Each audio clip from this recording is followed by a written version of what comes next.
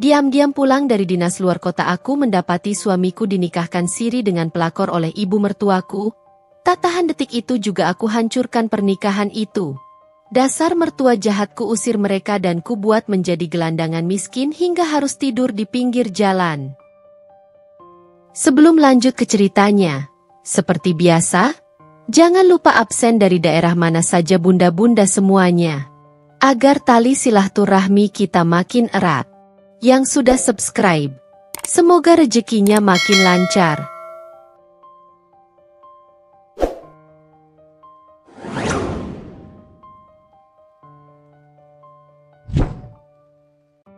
Mentari pagi menyapa lembut melalui celah gorden kamar.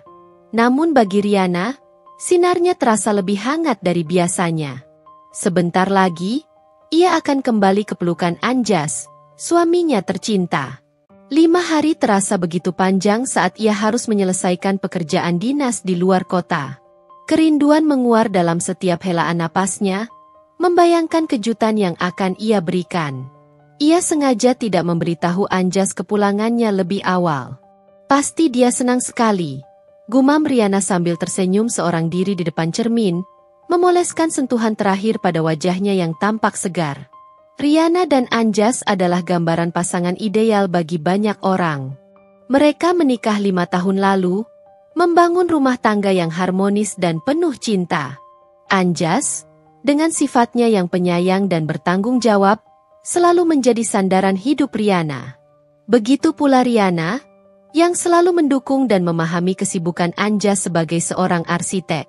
Rumah mereka, sebuah hunian minimalis dengan taman kecil yang asri, adalah saksi bisu betapa eratnya jalinan kasih mereka. Setiap sudut rumah itu dihiasi kenangan indah, foto-foto perjalanan mereka, hadiah-hadiah kecil yang saling mereka berikan, semuanya memancarkan kehangatan sebuah keluarga bahagia. Hubungan Riana dengan ibu mertua, meskipun tidak bisa dibilang sangat dekat, namun selama ini berjalan baik-baik saja.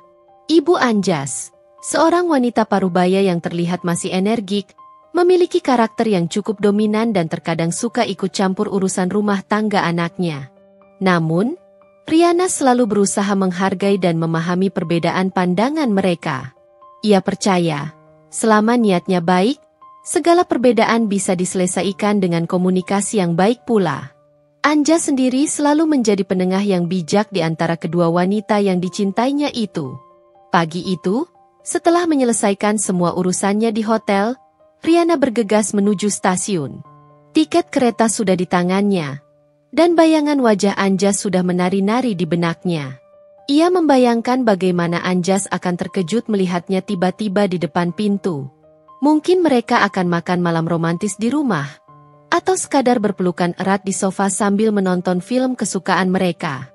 Semua bayangan itu membuatnya semakin tidak sabar untuk segera tiba di rumah.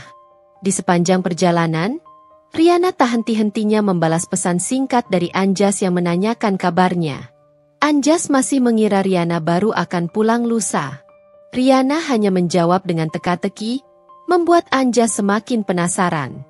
Senyum Riana semakin lebar membayangkan betapa bahagianya suaminya nanti. Saat kereta akhirnya tiba di stasiun kotanya, Riana menarik kopernya dengan semangat. Udara kotanya terasa lebih segar dari kota tempat ia berdinas. Ia segera memesan taksi daring dan menyebutkan alamat rumahnya. Jantungnya berdebar kencang seiring dengan semakin dekatnya taksi menuju rumahnya. Akhirnya, bisik Riana saat taksi berhenti di depan gerbang rumahnya yang tampak sunyi. Ia membayar ongkos taksi dan menarik kopernya keluar. Dengan langkah ringan, ia membuka gerbang dan menyusuri jalan setapak menuju pintu utama. Namun, saat ia hendak mengeluarkan kunci dari dalam tasnya, ia menyadari sesuatu yang ganjil. Pintu utama rumahnya tidak terkunci. Aneh, pikir Riana. Biasanya Anjas selalu mengunci pintu, bahkan saat ia hanya keluar sebentar. Perasaan tidak enak mulai menyelinap dalam hatinya. Dengan perlahan, Riana mendorong pintu dan melangkah masuk. Aroma masakan yang familiar langsung menyambutnya. Pasti ibu datang memasak untuk Anjas, pikirnya, mencoba menepis perasaan aneh yang mulai menggerogoti hatinya. Mas? Aku sudah pulang, seru Riana riang, meletakkan kopernya di dekat pintu. Namun, tidak ada jawaban. Suara-suara sumbang yang kemudian terdengar dari arah ruang tengah membuat langkahnya terhenti. Suara-suara yang sama sekali tidak familiar, bercampur dengan nada riang yang berlebihan. Perasaan hangat yang tadi membungkus hatinya, kini perlahan berubah menjadi dingin dan mencekam. Riana mulai melangkah dengan hati-hati menuju sumber suara, tanpa menyadari bahwa aroma rindu yang tadi ia bawa bersamanya, sebentar lagi akan berubah menjadi asap kemarahan yang membakar. Langkah Riana terasa kian berat, seolah setiap jejaknya menyeret beban tak kasat mata yang menekannya. Jantungnya bergemuruh, iramanya tak beraturan, berpacu seiring dengan semakin jelasnya suara-suara sumbang dari ruang tengah. Ada tawa wanita yang terdengar renyah dan asing, disusul suara bariton yang sangat ia kenali, suara Anjas, mengucapkan kalimat-kalimat yang samar, namun terasa seperti mantra. Di antara itu, suara lantang ibu mertua terdengar paling dominan, memimpin sebuah prosesi yang entah apa itu, prosesi yang seharusnya tidak pernah ada di rumahnya. Apa yang sebenarnya terjadi? Bisik Riana pada dirinya sendiri, mencoba menepis firasat buruk yang semakin kuat mencengkeramnya. Ia melangkah perlahan, bersembunyi di balik pilar ruang makan, mengintip dengan napas tertahan. Dari posisinya, ia bisa melihat sekelebat bayangan beberapa orang duduk bersila di atas karpet persia di ruang tengah. Ada beberapa wajah asing, beberapa di antaranya tampak seperti tetangga yang ia kenal. Mungkin mereka adalah saksi, dan satu sosok yang membuat jantung Riana seolah berhenti berdetak, Anjas. Suaminya, mengenakan kemeja batik rapi yang baru saja ia setrika sebelum ia berangkat dinas, duduk di sana dengan ekspresi tegang, namun juga terlihat pasrah. Di samping Anjas, duduk seorang wanita. Rambutnya panjang tergerai, hitam legam, kontras dengan kulitnya yang putih bersih. Wajahnya dipulas riasan tebal, bibirnya merah menyala, dan matanya dihiasi eyeliner tajam. Wanita itu tersenyum lebar, memamerkan deretan gigi putihnya yang rapi, senyum yang bagi Riana terasa sangat menjijikan. Sebuah kerudung tipis berwarna pastel membalut kepalanya, seolah berusaha menciptakan kesan religius dan lugu. Namun, tatapan matanya yang licik, sorot matanya yang penuh ambisi, tak bisa menyembunyikan aura keserakahan yang terpancar jelas. Di pangkuan wanita itu, sebuah mahar dalam nampan perak tampak berkilauan di bawah cahaya lampu. Sebuah cincin berlian yang tampak mahal, perhiasan emas yang gemerlap, dan setumpuk uang tunai yang diikat rapi. Riana mematung. Otaknya mencoba mencerna pemandangan di depannya, berusaha menyangkal realita yang terhampar. Ini bukan sekadar acara biasa, bukan arisan, bukan pula kunjungan tetangga biasa.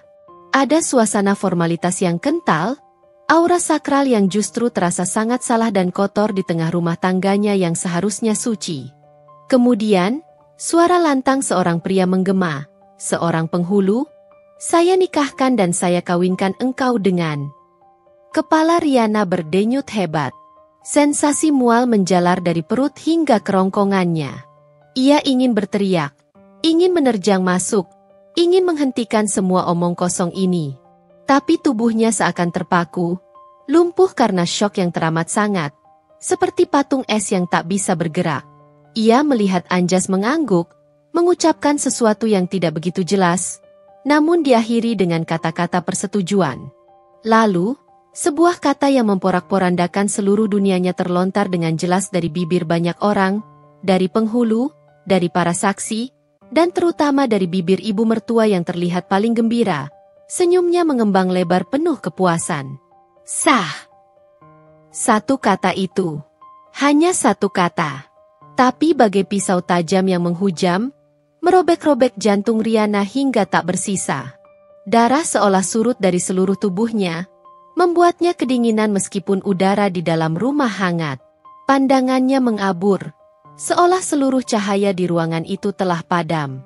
Dunia Riana yang harmonis, yang ia bangun dengan cinta, kesetiaan, dan kepercayaan selama 5 tahun, hancur berkeping-keping dalam sekejap mata. Air mata menggenang di pelupuk matanya, Namun bukan air mata kesedihan atau kepedihan, melainkan bara api kemarahan yang tiba-tiba menyala, membakar setiap sel di tubuhnya, mengubahnya menjadi amarah murni yang tak terkendali.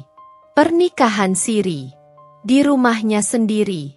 Dengan suaminya yang masih sah menikah dengannya. Dan yang paling menyakitkan, direstui, bahkan mungkin diatur, oleh ibu mertua. Kenyataan itu menghantamnya bagai badai topan, menghancurkan fondasi kepercayaannya. Ini bukan hanya pengkhianatan Anjas. Ini adalah pengkhianatan ganda yang sangat keji dari dua orang yang paling ia cintai dan percaya. Ibu mertua, yang selama ini ia hormati sebagai figur orang tua, kini berubah menjadi arsitek kehancuran rumah tangganya. Dalang di balik semua ini, Riana menarik napas dalam-dalam, berusaha menenangkan diri, namun sia-sia belaka. Jantungnya bergemuruh, berdetak kencang di balik tulang rusuknya, seolah ingin meledak. Amarah yang tak tertahankan menguasai dirinya, membanjiri setiap sudut pikirannya. Ia merasakan panas menjalar dari ubun-ubun hingga ujung kakinya, membuat tubuhnya bergetar hebat. Tangannya mengepal erat, kuku-kukunya menusuk telapak tangan hingga terasa nyeri yang menusuk. Tapi nyeri fisik itu tak seberapa dibandingkan nyeri di hatinya. Nyeri pengkhianatan yang jauh lebih dalam. Dasar pengkhianat. Bisikan itu keluar dari bibirnya, nyaris tak terdengar di tengah keriuhan di ruang tengah, namun penuh dengan kebencian dan kepedihan yang mendalam. Riana tahu, titik baliknya telah tiba. Ia tidak akan tinggal diam. Ia tidak akan membiarkan mereka lolos begitu saja. Ia akan menghancurkan apapun yang mereka coba bangun di atas puing-puing kepercayaannya. Bahkan jika itu berarti ia harus menghancurkan dirinya sendiri dalam prosesnya. Tidak ada lagi Riana yang sabar. Tidak ada lagi Riana yang pengertian, yang selalu mencari jalan tengah. Yang ada hanya Riana yang terluka parah, Riana yang marah membara, dan Riana yang siap membalas dendam dengan cara yang paling kejam. Amarah Riana sudah mencapai puncaknya. Setiap detik yang berlalu terasa seperti pukulan palu godam di kepalanya, menggemakan suara, sah, yang menusuk, mengoyak-ngoyak kewarasannya. Ia tak bisa lagi menahan diri. Tak peduli siapa yang ada di sana. Apakah itu tetangga yang sok tahu, atau kerabat Anjas yang tak tahu malu, tak peduli konsekuensi apapun yang akan ia hadapi. Yang ia tahu, pesta pengkhianatan yang menjijikan ini harus berakhir. Detik itu juga, di bawah kakinya yang gemetar namun penuh tekad. Dengan langkah yang mantap, meskipun kakinya terasa berat bagai baja yang baru ditempa, Riana keluar dari persembunyiannya. Wajahnya merah padam, merona hingga ke leher, otot-otot rahangnya mengeras. Sorot matanya tajam dan membara seperti bara api, memancarkan kobaran kemarahan dan rasa sakit yang mendalam. Kehadirannya yang tiba-tiba membuat suasana riuh rendah di ruang tengah sontak hening, seolah semua napas tertahan di tenggorokan. Semua mata menoleh padanya, kaget luar biasa. Bahkan beberapa di antara mereka tersentak mundur. Anjas, yang baru saja selesai menjabat tangan penghulu dengan senyum tipis di bibirnya, seketika memucat pasi. Matanya melebar, pupilnya mengecil, seolah baru saja melihat hantu yang muncul dari neraka. Wanita itu, sang pelakor, ikut menatap Riana dengan wajah yang tadinya penuh kemenangan kini diliputi ketakutan dan kepanikan yang jelas. Senyum menjijikan yang tadi terukir di bibirnya sirna tak bersisa. Apa-apaan ini? Suara Riana melengking, membelah keheningan yang mencekam, seolah petir menyambar di tengah langit cerah.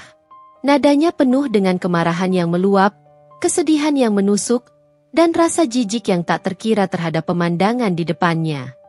Apa yang sedang kalian lakukan di rumahku? Di rumahku? Ia menekankan kata terakhir, seolah ingin menancapkan fakta kepemilikannya ke benak setiap orang yang hadir. Ibu mertua, yang duduk di samping Anjas dengan senyum bangga dan aura kemenangan yang kentara, adalah yang pertama pulih dari keterkejutannya.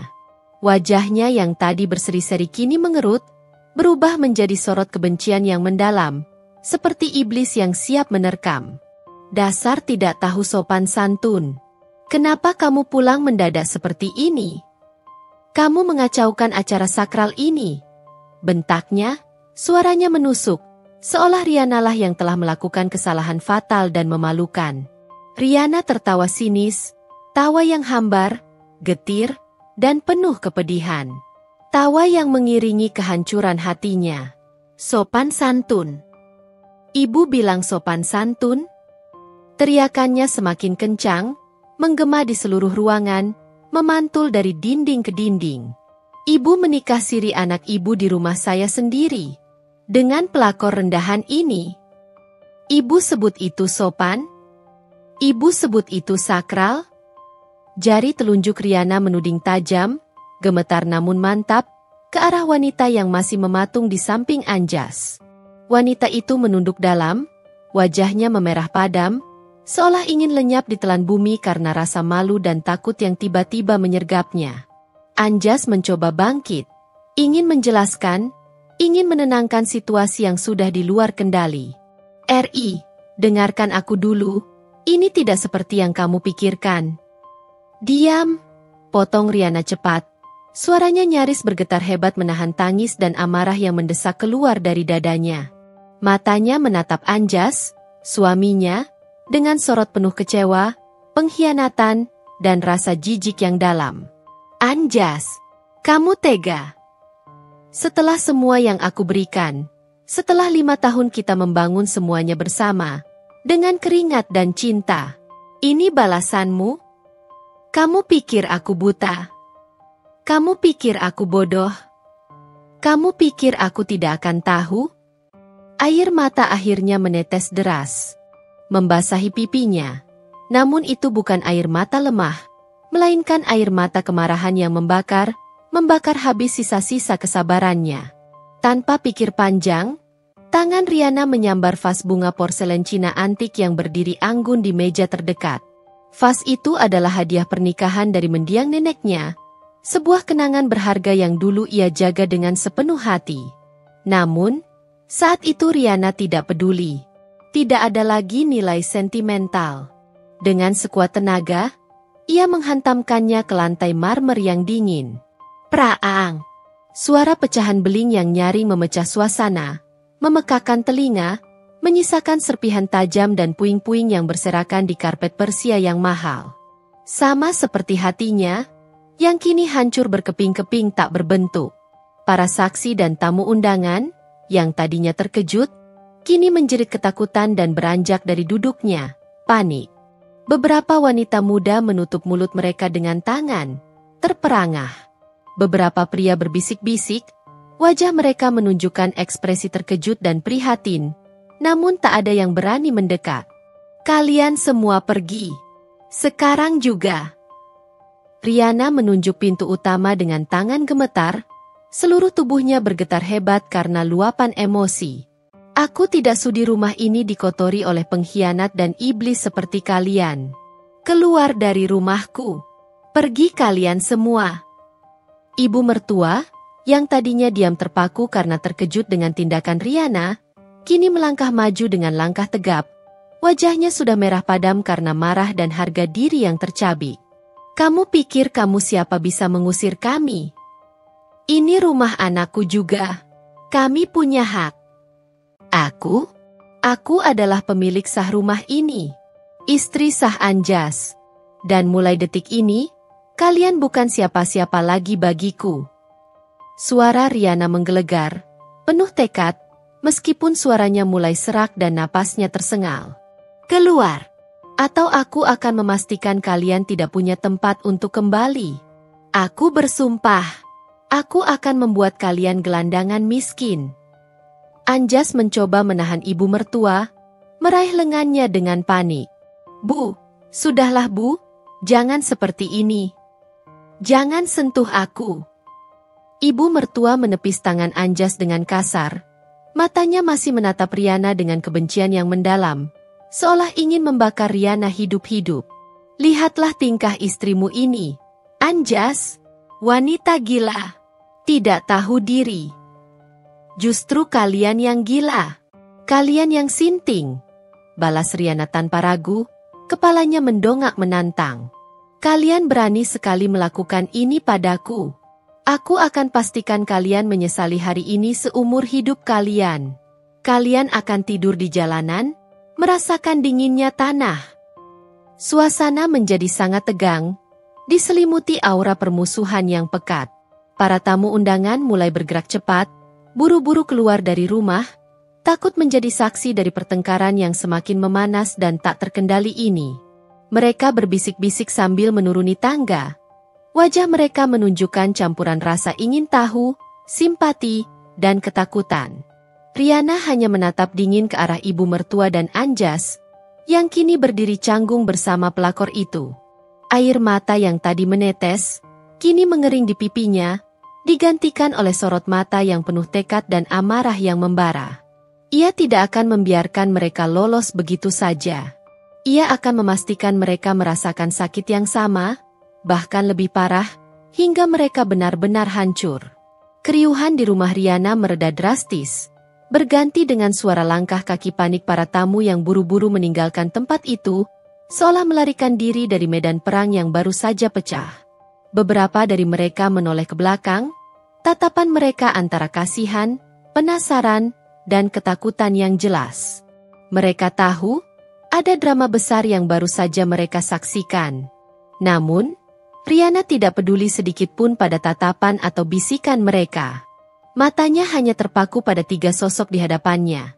Anjas, ibu mertua, dan wanita yang kini menjadi dalang kehancuran rumah tangganya, sang pelakor, yang masih berdiri mematung seperti patung yang rapuh. Kalian tidak dengar? Aku bilang pergi. Suara Riana kembali menggelegar, lebih tajam dari silet, menusuk langsung ke telinga mereka.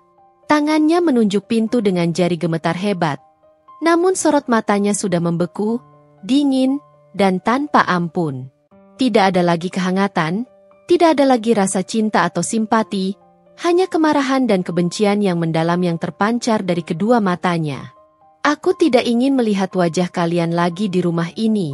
1 detik pun. Keluar dari rumahku sekarang juga.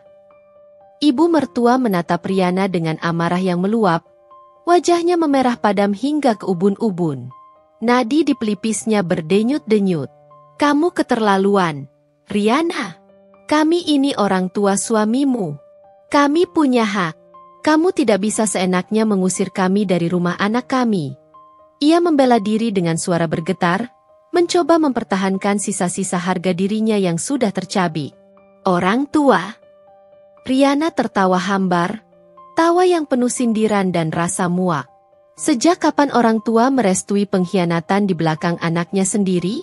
Sejak kapan orang tua membantu menikahkan anaknya dengan wanita lain di rumah anaknya yang sah? Sejak kapan orang tua tega menghancurkan rumah tangga anaknya sendiri? Riana melangkah maju, sorot matanya yang membakar mengunci pandangan ibu mertua. Ibu bukan orang tua. Ibu adalah iblis yang bersembunyi di balik topeng kasih sayang. Dalang di balik kehancuran ini. Ibu mertua tersentak, rahangnya mengeras. Wajahnya menunjukkan campuran kemarahan dan keterkejutan karena diserang dengan kata-kata setajam itu. Jaga bicaramu. Aku ini ibu kandung Anjas. Aku punya hak untuk mengatur hidup anakku. Dan aku adalah istri sahnya. Istri yang kalian hianati. Istri yang kalian injak-injak harga dirinya. Istri yang kalian permalukan di rumahnya sendiri. Riana terus melangkah maju, mendekat ke arah mereka. Aura marahnya begitu kuat hingga membuat ibu mertua mundur selangkah tanpa sadar. Wajahnya menunjukkan sedikit gentar. Kalian kira aku akan diam saja? Kalian kira aku akan menerima semua ini? Aku tidak akan membiarkan kalian hidup tenang setelah ini. Tidak akan. Aku bersumpah. Pelakor itu, yang sedari tadi menunduk ketakutan, kini memberanikan diri mengangkat wajahnya yang pucat. Matanya memancarkan ketakutan yang dalam, namun terselip sedikit keberanian atau mungkin keputusasaan. Bibirnya terbuka, hendak berbicara. Tolong, Mbak Riana, saya hanya... Diam. Aku bahkan tidak sudi mendengar suaramu. Jalang. Potong Riana cepat, suaranya mengandung ancaman yang menusuk. Berani sekali kamu menginjakkan kakimu di rumahku, merebut suamiku dari pelukanku. Kamu pikir kamu siapa sampai berani mencoreng kehormatan rumah tanggaku? Kamu pikir kamu pantas mendapatkan kebahagiaan di atas penderitaanku? Riana meludah ke lantai. Ekspresi jijiknya tak bisa disembunyikan. Ludah itu jatuh tepat di dekat kaki pelakor, seolah menghinanya tanpa kata. Anjas akhirnya angkat bicara. Suaranya pelan dan bergetar, penuh penyesalan dan keputusasaan yang kentara. Ia mencoba meraih tangan Riana lagi. "Ri, jangan seperti ini, Ri. Kita bisa bicarakan ini baik-baik. Aku salah, aku tahu aku salah. Beri aku kesempatan menjelaskan." Namun, Riana langsung menepis tangan Anjas dengan kasar, seolah menyentuh benda najis. "Bicara baik-baik. Setelah apa yang kamu lakukan? Setelah kamu menghancurkan semua kepercayaanku? Kamu pikir aku akan mempercayai setiap kata busuk yang keluar dari mulutmu, Anjas?" Matanya berkilat tajam, menatap suaminya yang kini terasa seperti orang asing. "Kamu sama saja dengan mereka. Bahkan lebih parah. Pengkhianat. Pengkhianat yang keji. Ayahmu pasti menyesal punya menantu sepertimu, Riana," teriak ibu mertua, mencoba memprovokasi, menyinggung almarhum ayah Riana yang sangat ia hormati. "Dan ibu pasti menyesal punya anak seperti Anjas. Dan punya menantu macam dia." Riana menunjuk pelakor itu dengan tatapan menghina dan jijik. "Cepat keluar dari rumah ini. Sekarang. Atau aku sendiri yang akan menyeret kalian keluar dengan tanganku sendiri." Ibu mertua mendengus. Namun melihat tekad bulat yang membara di mata Riana, ia tahu tidak ada gunanya berdebat lebih lanjut. Ia tahu Riana tidak main-main.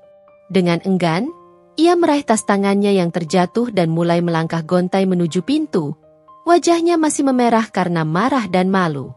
Pelakor itu mengikutinya, terhuyung-huyung, nyaris tersandung kakinya sendiri karena ketakutan. Anjas menatap Riana, sorot matanya penuh kepedihan, penyesalan, dan kehilangan yang mendalam.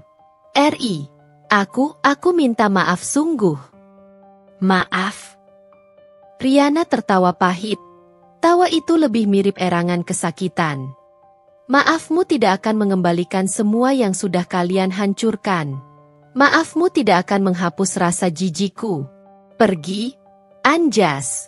Pergi dari hidupku. Aku tidak ingin melihatmu lagi.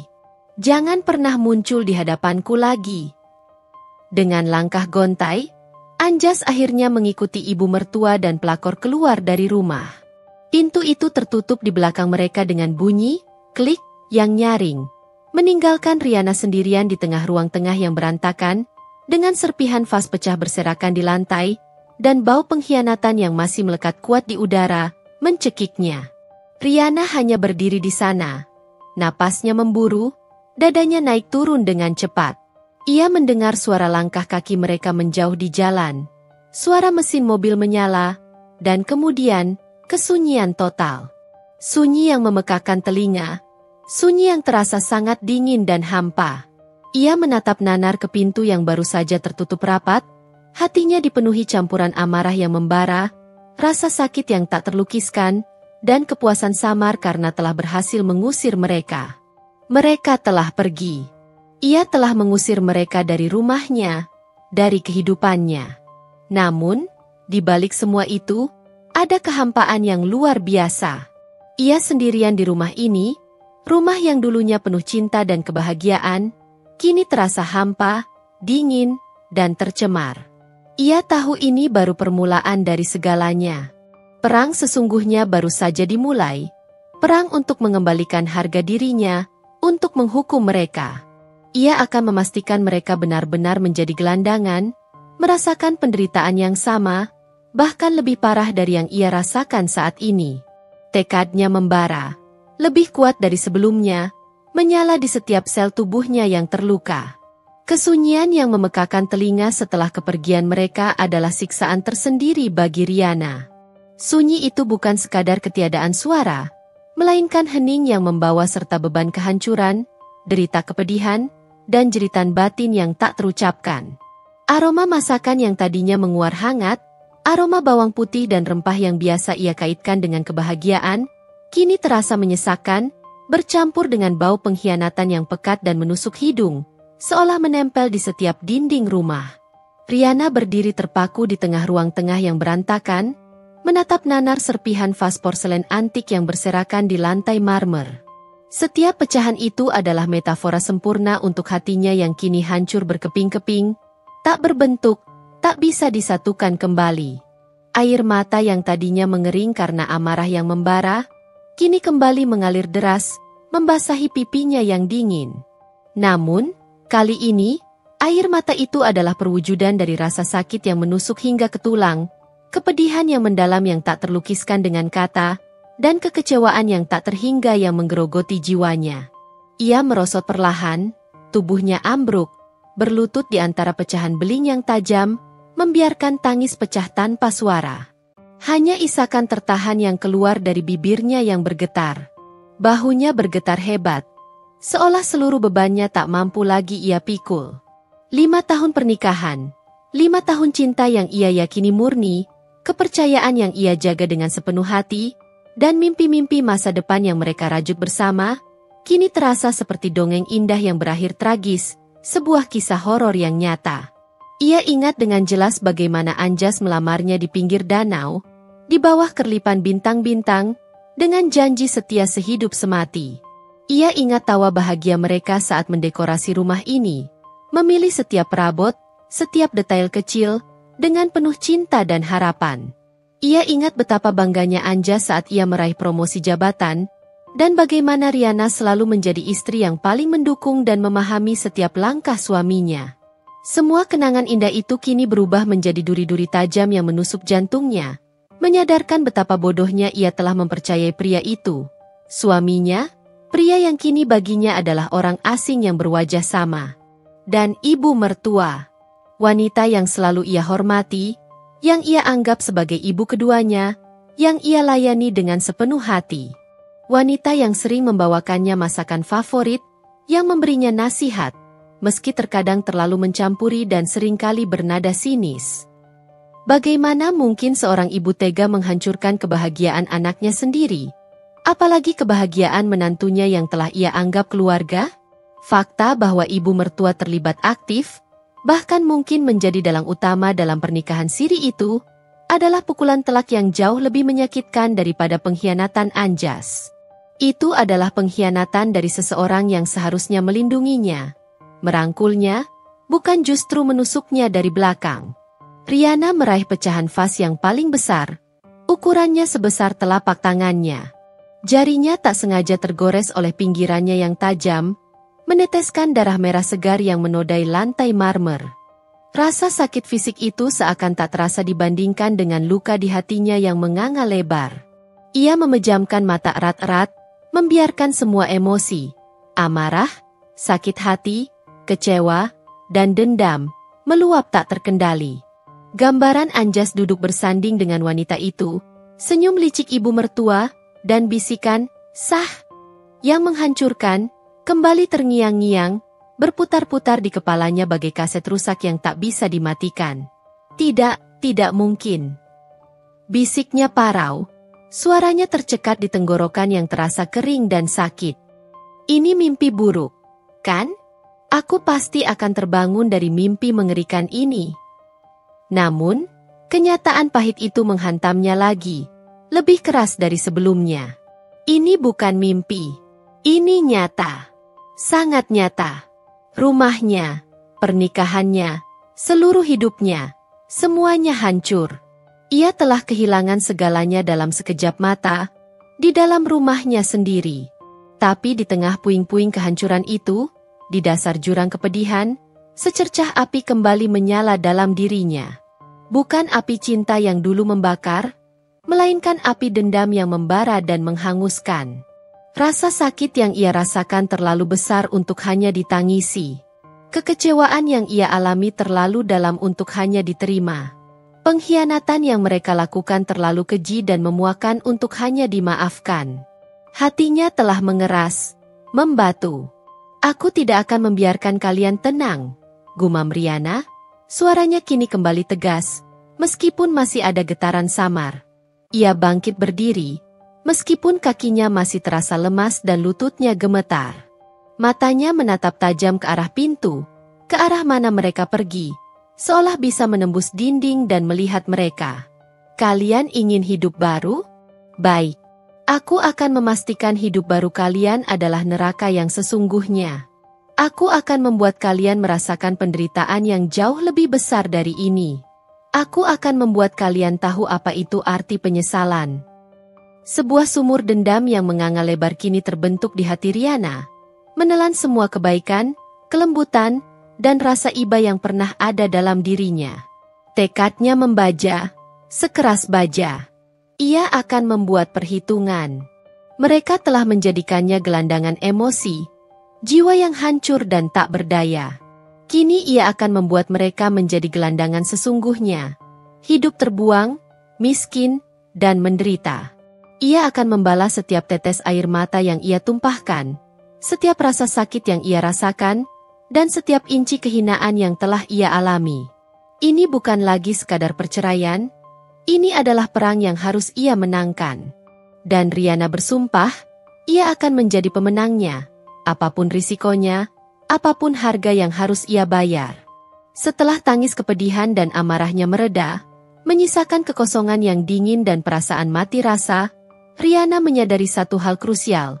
Ia tidak bisa terus terpuruk dalam kehancuran. Rasa sakit yang membanjirinya harus menjadi bahan bakar yang membakar tekadnya, bukan penghalang yang melumpuhkannya.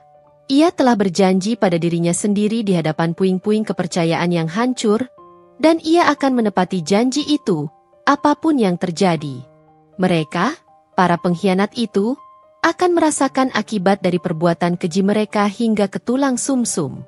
Langkah pertama yang harus ia lakukan adalah membersihkan rumah ini dari setiap jejak kotor pengkhianatan mereka, dari aura menjijikkan yang ditinggalkan. Dengan tangan gemetar, namun penuh dengan dorongan amarah, Riana mulai memunguti pecahan vas porselen yang berserakan di lantai marmer.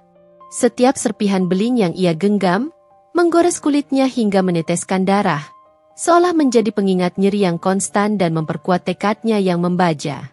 Ia menyapu dan mengepel lantai dengan gerakan kasar dan penuh kebencian, seolah ingin menghapus tidak hanya jejak fisik tetapi juga energi negatif, aura jijik, dan noda pengkhianatan yang ditinggalkan oleh kehadiran mereka. Semua barang yang terkait dengan pernikahan siri itu, dari sisa-sisa seserahan yang mungkin tertinggal di sudut ruangan, hingga sisa makanan atau minuman di piring kotor yang mungkin mereka sentuh, ia buang tanpa ampun ke tempat sampah besar di luar. Ia bahkan mencabut dan menyiram beberapa tanaman hias ibu mertua yang sering diletakkan di teras. Tanaman yang dulunya ia rawat dengan baik, namun kini terasa menjijikan baginya, tercemar oleh keberadaan wanita tua itu. Setelah rumah terasa sedikit bersih dari jejak fisik mereka, meskipun hatinya masih terasa kotor dan hancur, Riana melangkah gontai ke kamarnya. Kamar yang dulunya menjadi saksi bisu keintiman, tawa, dan cinta mereka, kini terasa dingin, hampa, dan asing. Ia membuka lemari pakaian Anjas. Aroma parfum Anjas yang dulu sangat ia sukai, kini terasa memuakkan. Tanpa ragu, ia menarik semua pakaian, sepatu, dasi, jam tangan, dan semua barang pribadi suaminya. Tidak ada lagi kenangan yang tersisa yang ingin ia simpan. Setiap benda yang ia sentuh terasa seperti api yang membakar telapak tangannya, memicu kembali amarahnya. Ia membuang semuanya ke dalam beberapa kantung sampah besar berwarna hitam, lalu menyeretnya keluar rumah dengan susah payah, meletakkannya begitu saja di tepi jalan, jauh dari pandangan matanya. Ambil saja sampah-sampah ini. Semoga kalian memungutnya dan hidup dari sana. Desisnya penuh dendam, seolah ada yang mendengar sumpah serapahnya. Riana tahu, tindakan ini hanyalah permulaan, simbolis belaka. Perang yang sesungguhnya harus dimulai di ranah hukum, di mana ia bisa mencabut semua hak Anjas, melucuti semua kepemilikannya, dan yang terpenting, memastikan ibu mertua ikut merasakan akibatnya hingga ke titik terendah. Ponselnya ia raih, Layarnya menampilkan puluhan panggilan tak terjawab dari nomor Anjas, dan beberapa dari nomor ibu mertua yang ia kenali dengan baik. Semua panggilan itu ia abaikan, ia bisukan, bahkan langsung ia blokir. Tidak ada gunanya lagi berbicara dengan mereka. Tidak ada lagi yang perlu dijelaskan atau dimaafkan. Semua sudah hancur. Ia membuka aplikasi perbankan di ponselnya. Jari-jarinya bergerak cepat, didorong oleh amarah yang dingin. Hal pertama yang ia lakukan adalah memblokir semua kartu kredit dan debit milik Anjas yang terhubung dengan rekening bersama. Kemudian, dengan mata yang tajam, ia mulai memeriksa saldo rekening tabungan dan deposito bersama. Mereka memiliki jumlah yang cukup signifikan, hasil kerja keras dan tabungan mereka berdua selama 5 tahun pernikahan. Tanpa ragu, Riana mentransfer sebagian besar dana itu, hampir seluruhnya, ke rekening pribadinya yang terpisah. Rekening yang hanya ia yang bisa mengaksesnya. Ia tidak akan membiarkan Anjas dan wanita itu menikmati hasil jerih payahnya, hasil pernikahannya yang telah dihancurkan dengan keji. Uang ini adalah haknya, sebagai kompensasi atas penderitaan dan pengkhianatan yang ia alami. Kemudian, ia mencari kontak pengacara kenalannya, Ibu Nita. Ibu Nita adalah seorang pengacara perceraian yang terkenal kejam, efisien, dan tidak kenal ampun dalam membela kliennya. Riana mengenalnya melalui temannya yang pernah menggunakan jasa Ibu Nita dalam kasus perceraian yang rumit. Ironisnya, ia tak pernah menyangka akan membutuhkan jasa pengacara perceraian, apalagi secepat dan sedramatis ini. Jari-jarinya gemetar saat menekan tombol panggil, namun tekadnya tak goyah. Halo, Ibu Nita. Ini Riana. Maaf mengganggu di jam segini, tapi ini sangat mendesak. Saya butuh bantuan Ibu secepatnya. Suara Riana terdengar serak, berusaha sekuat tenaga menahan emosi agar tetap profesional dan fokus pada tujuan. Ibu Nita, dengan suaranya yang tenang namun tegas, terdengar sedikit terkejut. Ada apa, Riana? Kedengarannya serius sekali. Apa yang terjadi? Riana menarik napas dalam-dalam, mengumpulkan sisa-sisa kekuatannya. Saya ingin mengajukan gugatan cerai. Dan saya ingin memastikan dia tidak akan mendapatkan apa-apa. Saya ingin dia dan keluarganya menderita, Bu Nita. Seberat-beratnya. Sampai mereka tidak punya apa-apa. Sampai mereka harus tidur di pinggir jalan. Kalimat terakhir itu ia ucapkan dengan nada dingin, penuh dengan kebencian yang mendalam. Ada jeda sejenak di ujung telepon. Ibu Nita tampaknya terkejut dengan nada suara Riana yang penuh amarah, tekad balas dendam, dan keseriusan yang tidak ia duga. Baik, Riana.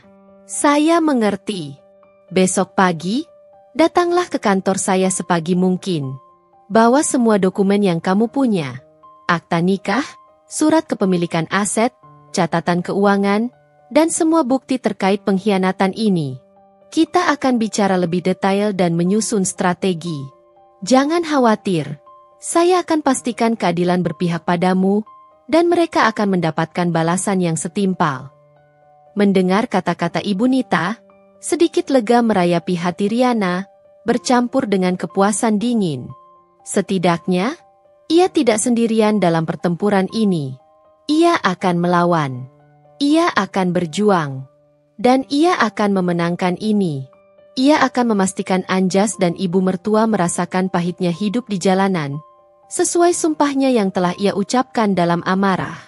Ini hanyalah permulaan dari sebuah perjalanan panjang balas dendam.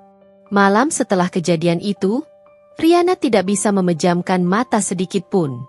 Pikirannya terus berputar, menganalisis setiap detail kehancuran yang ia alami. Setiap kata, setiap tatapan, setiap senyuman pengkhianatan terputar ulang seperti film horor di benaknya. Ia teringat semua janji manis Anjas, semua kebaikan yang ternyata hanya topeng, dan senyum munafik ibu mertua yang kini terasa seperti racun.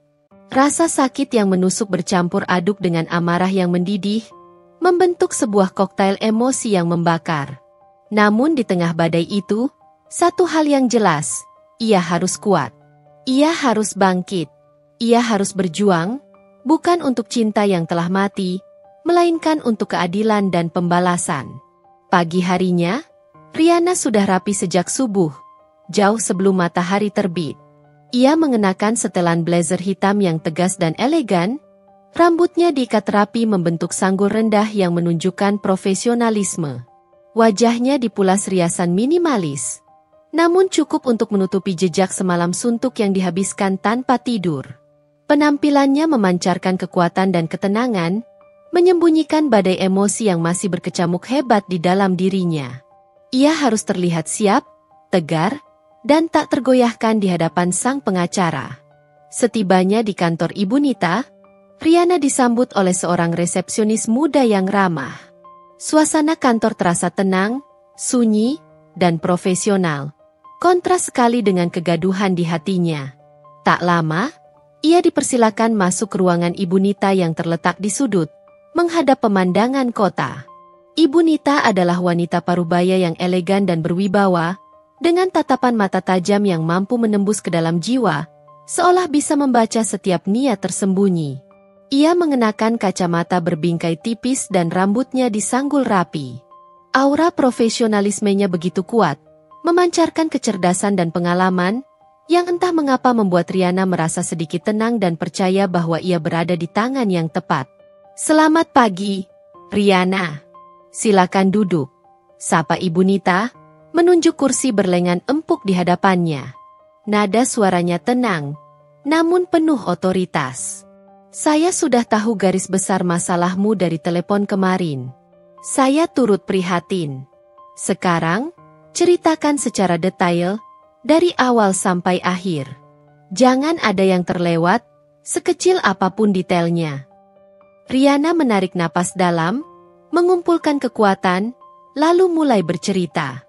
Dari awal pernikahannya dengan Anjas yang harmonis, bagaimana ia dan Anjas membangun rumah tangga dengan cinta dan kerja keras, hubungannya dengan ibu mertua yang ia kira baik-baik saja, hingga detik-detik mengerikan saat ia memergoki pernikahan siri di rumahnya sendiri. Ia menceritakan setiap dialog, setiap ekspresi, setiap detik kehancuran yang ia saksikan. Suaranya datar, tanpa emosi berlebihan, seolah ia menceritakan kisah orang lain untuk menjaga ketenangannya. Namun, matanya sesekali berkilat menahan amarah yang kembali mencuat saat menceritakan detail pengkhianatan itu, dan otot rahangnya mengeras. Ia menyerahkan semua dokumen yang ia bawa, akta nikah, salinan surat kepemilikan rumah atas nama bersama, buku tabungan, laporan rekening koran, dan beberapa bukti transfer yang ia lakukan semalam, memindahkan sebagian besar dana. Ibu Nita mendengarkan dengan seksama, ekspresinya serius. Sesekali ia mengangguk, atau mencatat poin penting di buku kecilnya dengan pulpen emas.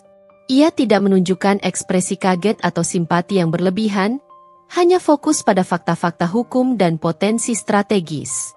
"Jadi, Anjas dinikahkan secara siri tanpa sepengetahuanmu dan di rumah yang kalian tinggali bersama, tanpa persetujuan sah darimu sebagai istri pertama?" tanya Ibu Nita, mengulang poin penting dengan nada lugas. "Betul sekali, Bu Nita. Dan yang paling keji, ibu mertua saya yang mengatur semuanya. Dia adalah dalang di balik semua ini," jawab Riana. Nada suaranya mengeras dan penuh kebencian di akhir kalimat, menyebut ibu mertua. "Baik. Ini adalah kasus yang sangat kuat, Riana.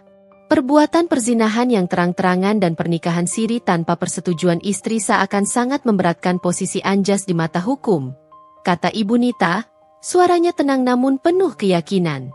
"Kita bisa menuntut perceraian dengan alasan perzinahan, yang akan memberikanmu keuntungan besar dalam pembagian harta gonogini, bahkan hak asuh jika ada anak. Tapi kamu bilang tidak ada anak, benar?" Riana mengangguk mantap.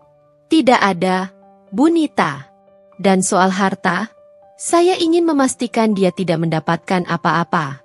Saya ingin dia kehilangan segalanya. Bahkan jika perlu, saya ingin dia dan ibu mertua saya jatuh miskin. Saya ingin mereka tidak punya apa-apa, Bu Nita. Saya ingin mereka benar-benar menderita. Sampai mereka harus tidur di pinggir jalan, merasakan dinginnya." Kalimat terakhir itu keluar begitu saja, dengan nada dingin yang mengejutkan Ibu Nita. Ada aura kegelapan yang menyelimuti Riana. Ibu Nita menatap Riana lekat-lekat, matanya menelisik ke dalam jiwa Riana. Ada kilatan tekad yang sangat kuat di mata Riana, bukan sekadar kepedihan semata. Ini adalah tekad untuk menghancurkan. Maksudmu, kamu ingin mereka benar-benar merasakan penderitaan yang ekstrim, hingga ke titik terendah? Ya, Bu Nita. Mereka telah menghancurkan hidup saya, menghancurkan hati saya. Saya ingin mereka merasakan hal yang sama, bahkan lebih parah. Saya ingin mereka tahu rasanya tidak punya apa-apa, seperti yang mereka lakukan pada jiwa saya. Jawab Riana, rahangnya mengeras, tangannya mengepal di bawah meja. Ibu Nita menghela napas panjang, seolah sedang menyusun strategi perang di benaknya. Baik, Riana. Saya mengerti keinginanmu. Sebagai pengacara, tugas saya adalah memperjuangkan kepentingan klien saya semaksimal mungkin dan mewujudkan keadilan yang kamu inginkan. Kita akan menyusun strategi hukum yang komprehensif dan agresif. Pertama, kita akan mengajukan gugatan cerai sesegera mungkin dengan bukti perzinahan yang kuat. Kita akan mengajukan tuntutan pembagian harta gonogini secara adil, yang kemungkinan besar akan sangat menguntungkanmu mengingat alasan perceraian ini. Kedua, kita akan menyelidiki semua aset-aset Anjas yang mungkin disembunyikan atau dialihkan sebelum gugatan ini. Ketiga, kita akan mempertimbangkan apakah ada celah hukum untuk menuntut kerugian imaterial atas penderitaan mental dan psikologis yang kamu alami, atau bahkan tuntutan lain terhadap ibu mertua terkait keterlibatannya dalam pernikahan siri ini, terutama jika ada indikasi persekongkolan atau penipuan. Riana merasa sedikit lega mendengar rencana Ibu Nita. Kepalanya yang tadinya penuh kekacauan, kini mulai merasakan adanya arah. Bagaimana dengan ibu mertua, Bu Nita? Apa yang bisa saya lakukan padanya secara spesifik? Saya ingin dia juga merasakan dampaknya. Ibu Nita mengatupkan bibirnya sejenak. Secara langsung, gugatan perceraian hanya melibatkan suami istri. Namun, keterlibatan ibu mertua dalam pernikahan siri ini bisa menjadi bukti pemberat dalam kasusmu, menunjukkan itikat buruk Anjas dan keluarganya yang sangat jelas. Kita bisa gunakan itu untuk menekan mereka agar tidak melawan terlalu keras dalam persidangan. Dan jika ada indikasi penipuan atau pemalsuan data yang melibatkan ibu mertua dalam pernikahan siri itu, atau bahkan percobaan penggelapan aset sebelum gugatan, kita bisa menempuh jalur hukum lain yang lebih serius. Tapi, prioritas utama kita sekarang adalah gugatan cerai dan pembagian harta gonogini yang akan melumpuhkan finansial mereka. Saya mau mereka menderita, Bu Nita. Saya ingin mereka tahu apa itu artinya hidup tanpa rumah, tanpa uang, tanpa kehormatan. Ulang Riana, nada suaranya berubah datar dan dingin. Tidak seperti dirinya yang dulu dikenal sebagai wanita penyayang. Kini ia adalah seorang prajurit yang terluka parah. Ibu Nita menatap Riana dalam-dalam, mengangguk perlahan. Itu akan menjadi proses yang panjang dan melelahkan. Riana, perjuangan yang butuh kekuatan mental dan kesiapan finansial. Mereka pasti akan melawan.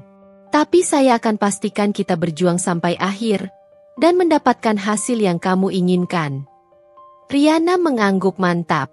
Saya siap, Bu Nita. Saya siap melakukan apa saja. Saya tidak akan mundur. Ia bangkit dari kursi, menjabat tangan Ibu Nita dengan erat. Pertemuan ini adalah awal dari peperangan yang akan ia lancarkan, sebuah pertarungan hidup mati. Dendamnya kini memiliki arah, terencana, dan didukung oleh kekuatan hukum. Ia tidak lagi sekadar wanita yang hancur, ia adalah seorang wanita yang siap membalas. Setelah pertemuannya yang dingin namun penuh strategi dengan Ibu Nita, Riana merasakan semacam ketenangan yang aneh dan dingin. Bukan ketenangan yang menenteramkan jiwa, melainkan ketenangan seorang jenderal yang telah merancang siasat perangnya. Ia telah menanam benih-benih kehancuran bagi mereka yang mengkhianatinya, dan kini ia hanya tinggal menunggu badai itu datang. Namun, ia tidak perlu menunggu lama sama sekali. Pada sore hari yang sama, Ponsel Riana berdering tanpa henti. Layarnya menyala terang di tengah kegelapan ruangan. Nomor Anjas muncul berulang kali, disusul oleh panggilan-panggilan tak dikenal yang Riana yakini berasal dari pihak keluarga Anjas atau bahkan sang pelakor. Riana hanya menatapnya tanpa emosi, membiarkan dering itu mati sendiri, seolah itu hanyalah suara nyamuk yang mengganggu. Kemudian, muncul rentetan panggilan dari nomor ibu mertua, disusul pesan-pesan singkat yang masuk bertubi-tubi, membanjiri kotak masuknya. Nada pesannya bervariasi, dari amarah yang meluap hingga ancaman yang terselubung. Riana, beraninya kamu memblokir kartu Anjas. Itu uang anakku. Uang untuk kebutuhan kami. Pulangkan uangnya segera. Dasar wanita mata duitan. Aku akan tuntut kamu sampai ke neraka. Kamu pikir kamu bisa hidup tenang setelah ini? Aku akan pastikan kamu menderita. Aku bersumpah. Kembalikan uangnya. Riana. Anjas tidak punya apa-apa lagi. Riana hanya tersenyum sinis membaca pesan-pesan itu. Ini adalah reaksi yang ia harapkan, bahkan ia prediksi. Mereka mulai panik, terdesak, dan menunjukkan warna asli mereka.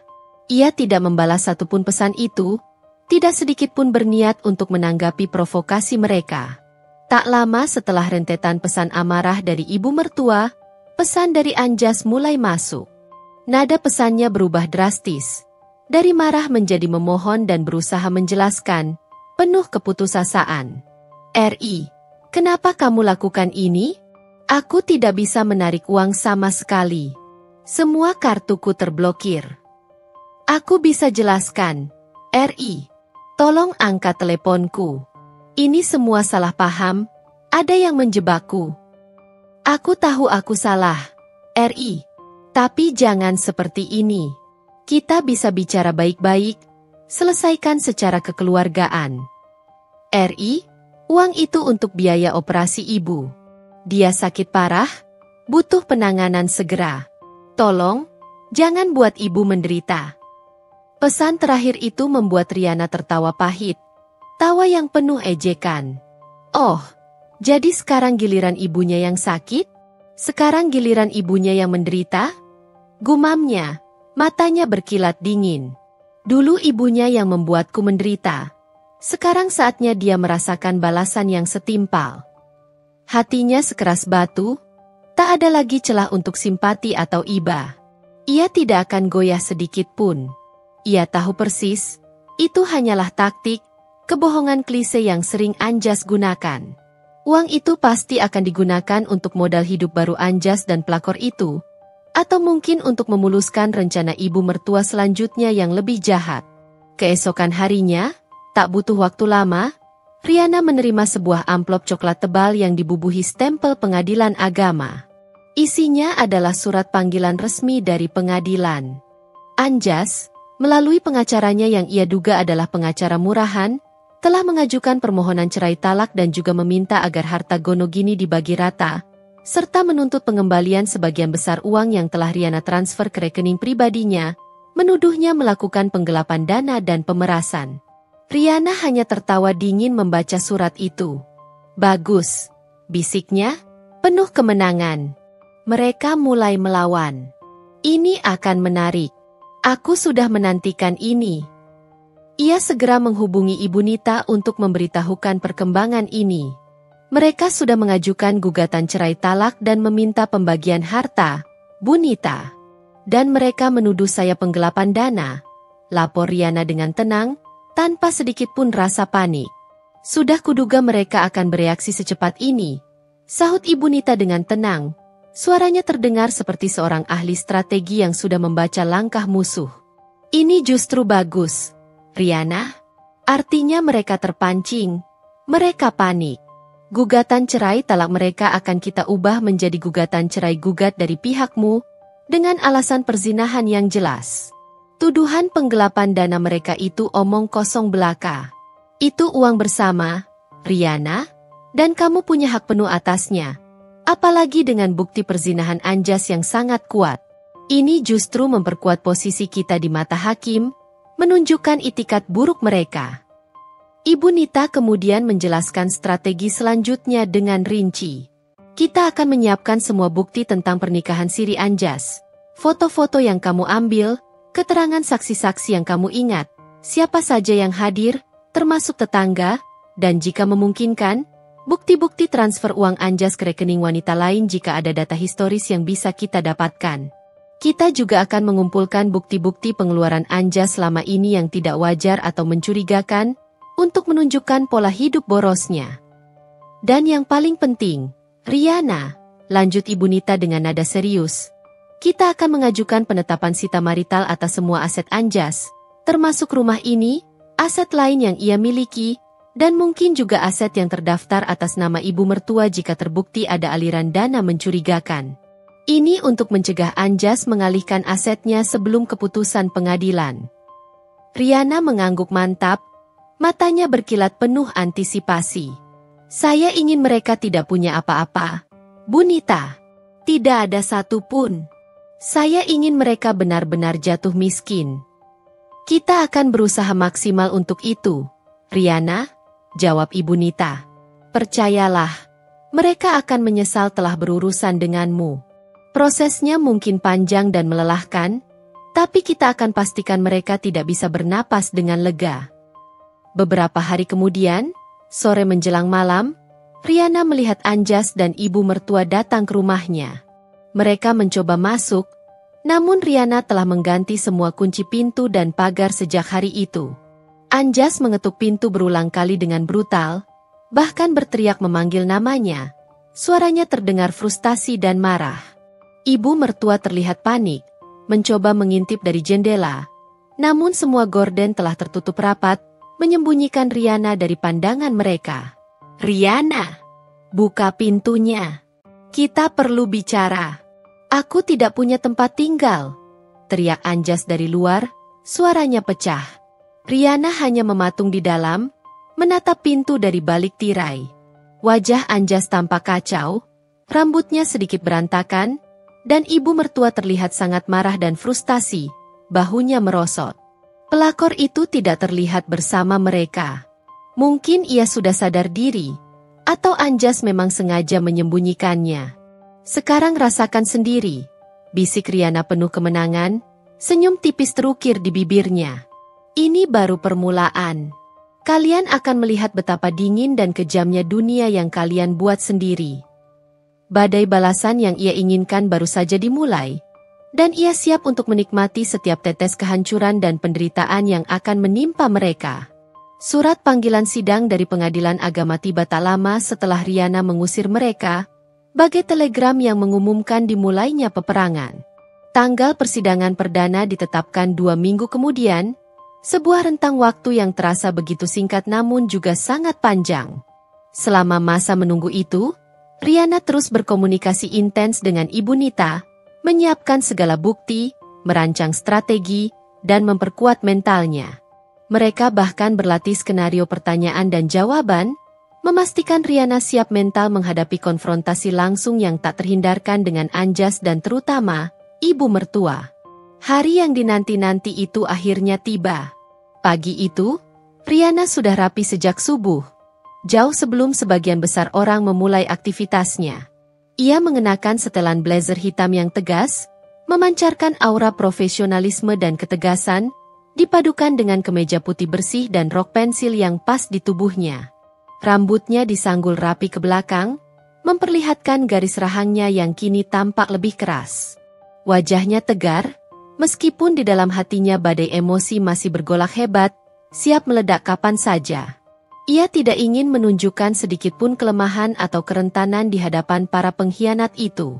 Setibanya di gedung Pengadilan Agama yang ramai dan sesak, Riana merasakan detak jantungnya berpacu lebih cepat. Aroma formalitas dan ketegangan terasa begitu pekat di udara. Di ruang tunggu yang dipenuhi orang-orang dengan berbagai ekspresi, cemas, sedih, marah, Riana melihat Anjas duduk di bangku seberang, tampak kusut dan tegang, didampingi seorang pengacara pria berwajah masam dan berkacamata tebal, yang terlihat angkuh. Di samping Anjas, terlihat ibu mertua dengan wajah keruh, bibirnya tipis menahan amarah yang jelas, Sorot matanya tajam dan penuh kebencian yang ia arahkan pada Riana. Dan di belakang mereka, duduk sang pelakor, Dinda, tampak mengenakan pakaian sederhana yang cenderung lusuh, menunduk ketakutan, seperti tikus yang baru saja keluar dari sarangnya. Sesekali, Dinda melirik Riana dengan sorot cemas dan takut yang jelas terpancar di matanya, lalu cepat-cepat menunduk lagi. Riana membalas tatapan mereka dengan tatapan dingin dan tanpa ekspresi, seolah mereka hanyalah objek yang akan ia hancurkan, tak lebih dari sekadar hama.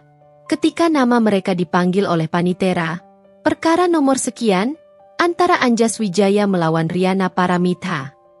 Riana melangkah masuk ruang sidang yang terasa dingin dan formal itu dengan langkah percaya diri, diiringi Ibu Nita yang berjalan anggun dan penuh wibawa di sampingnya.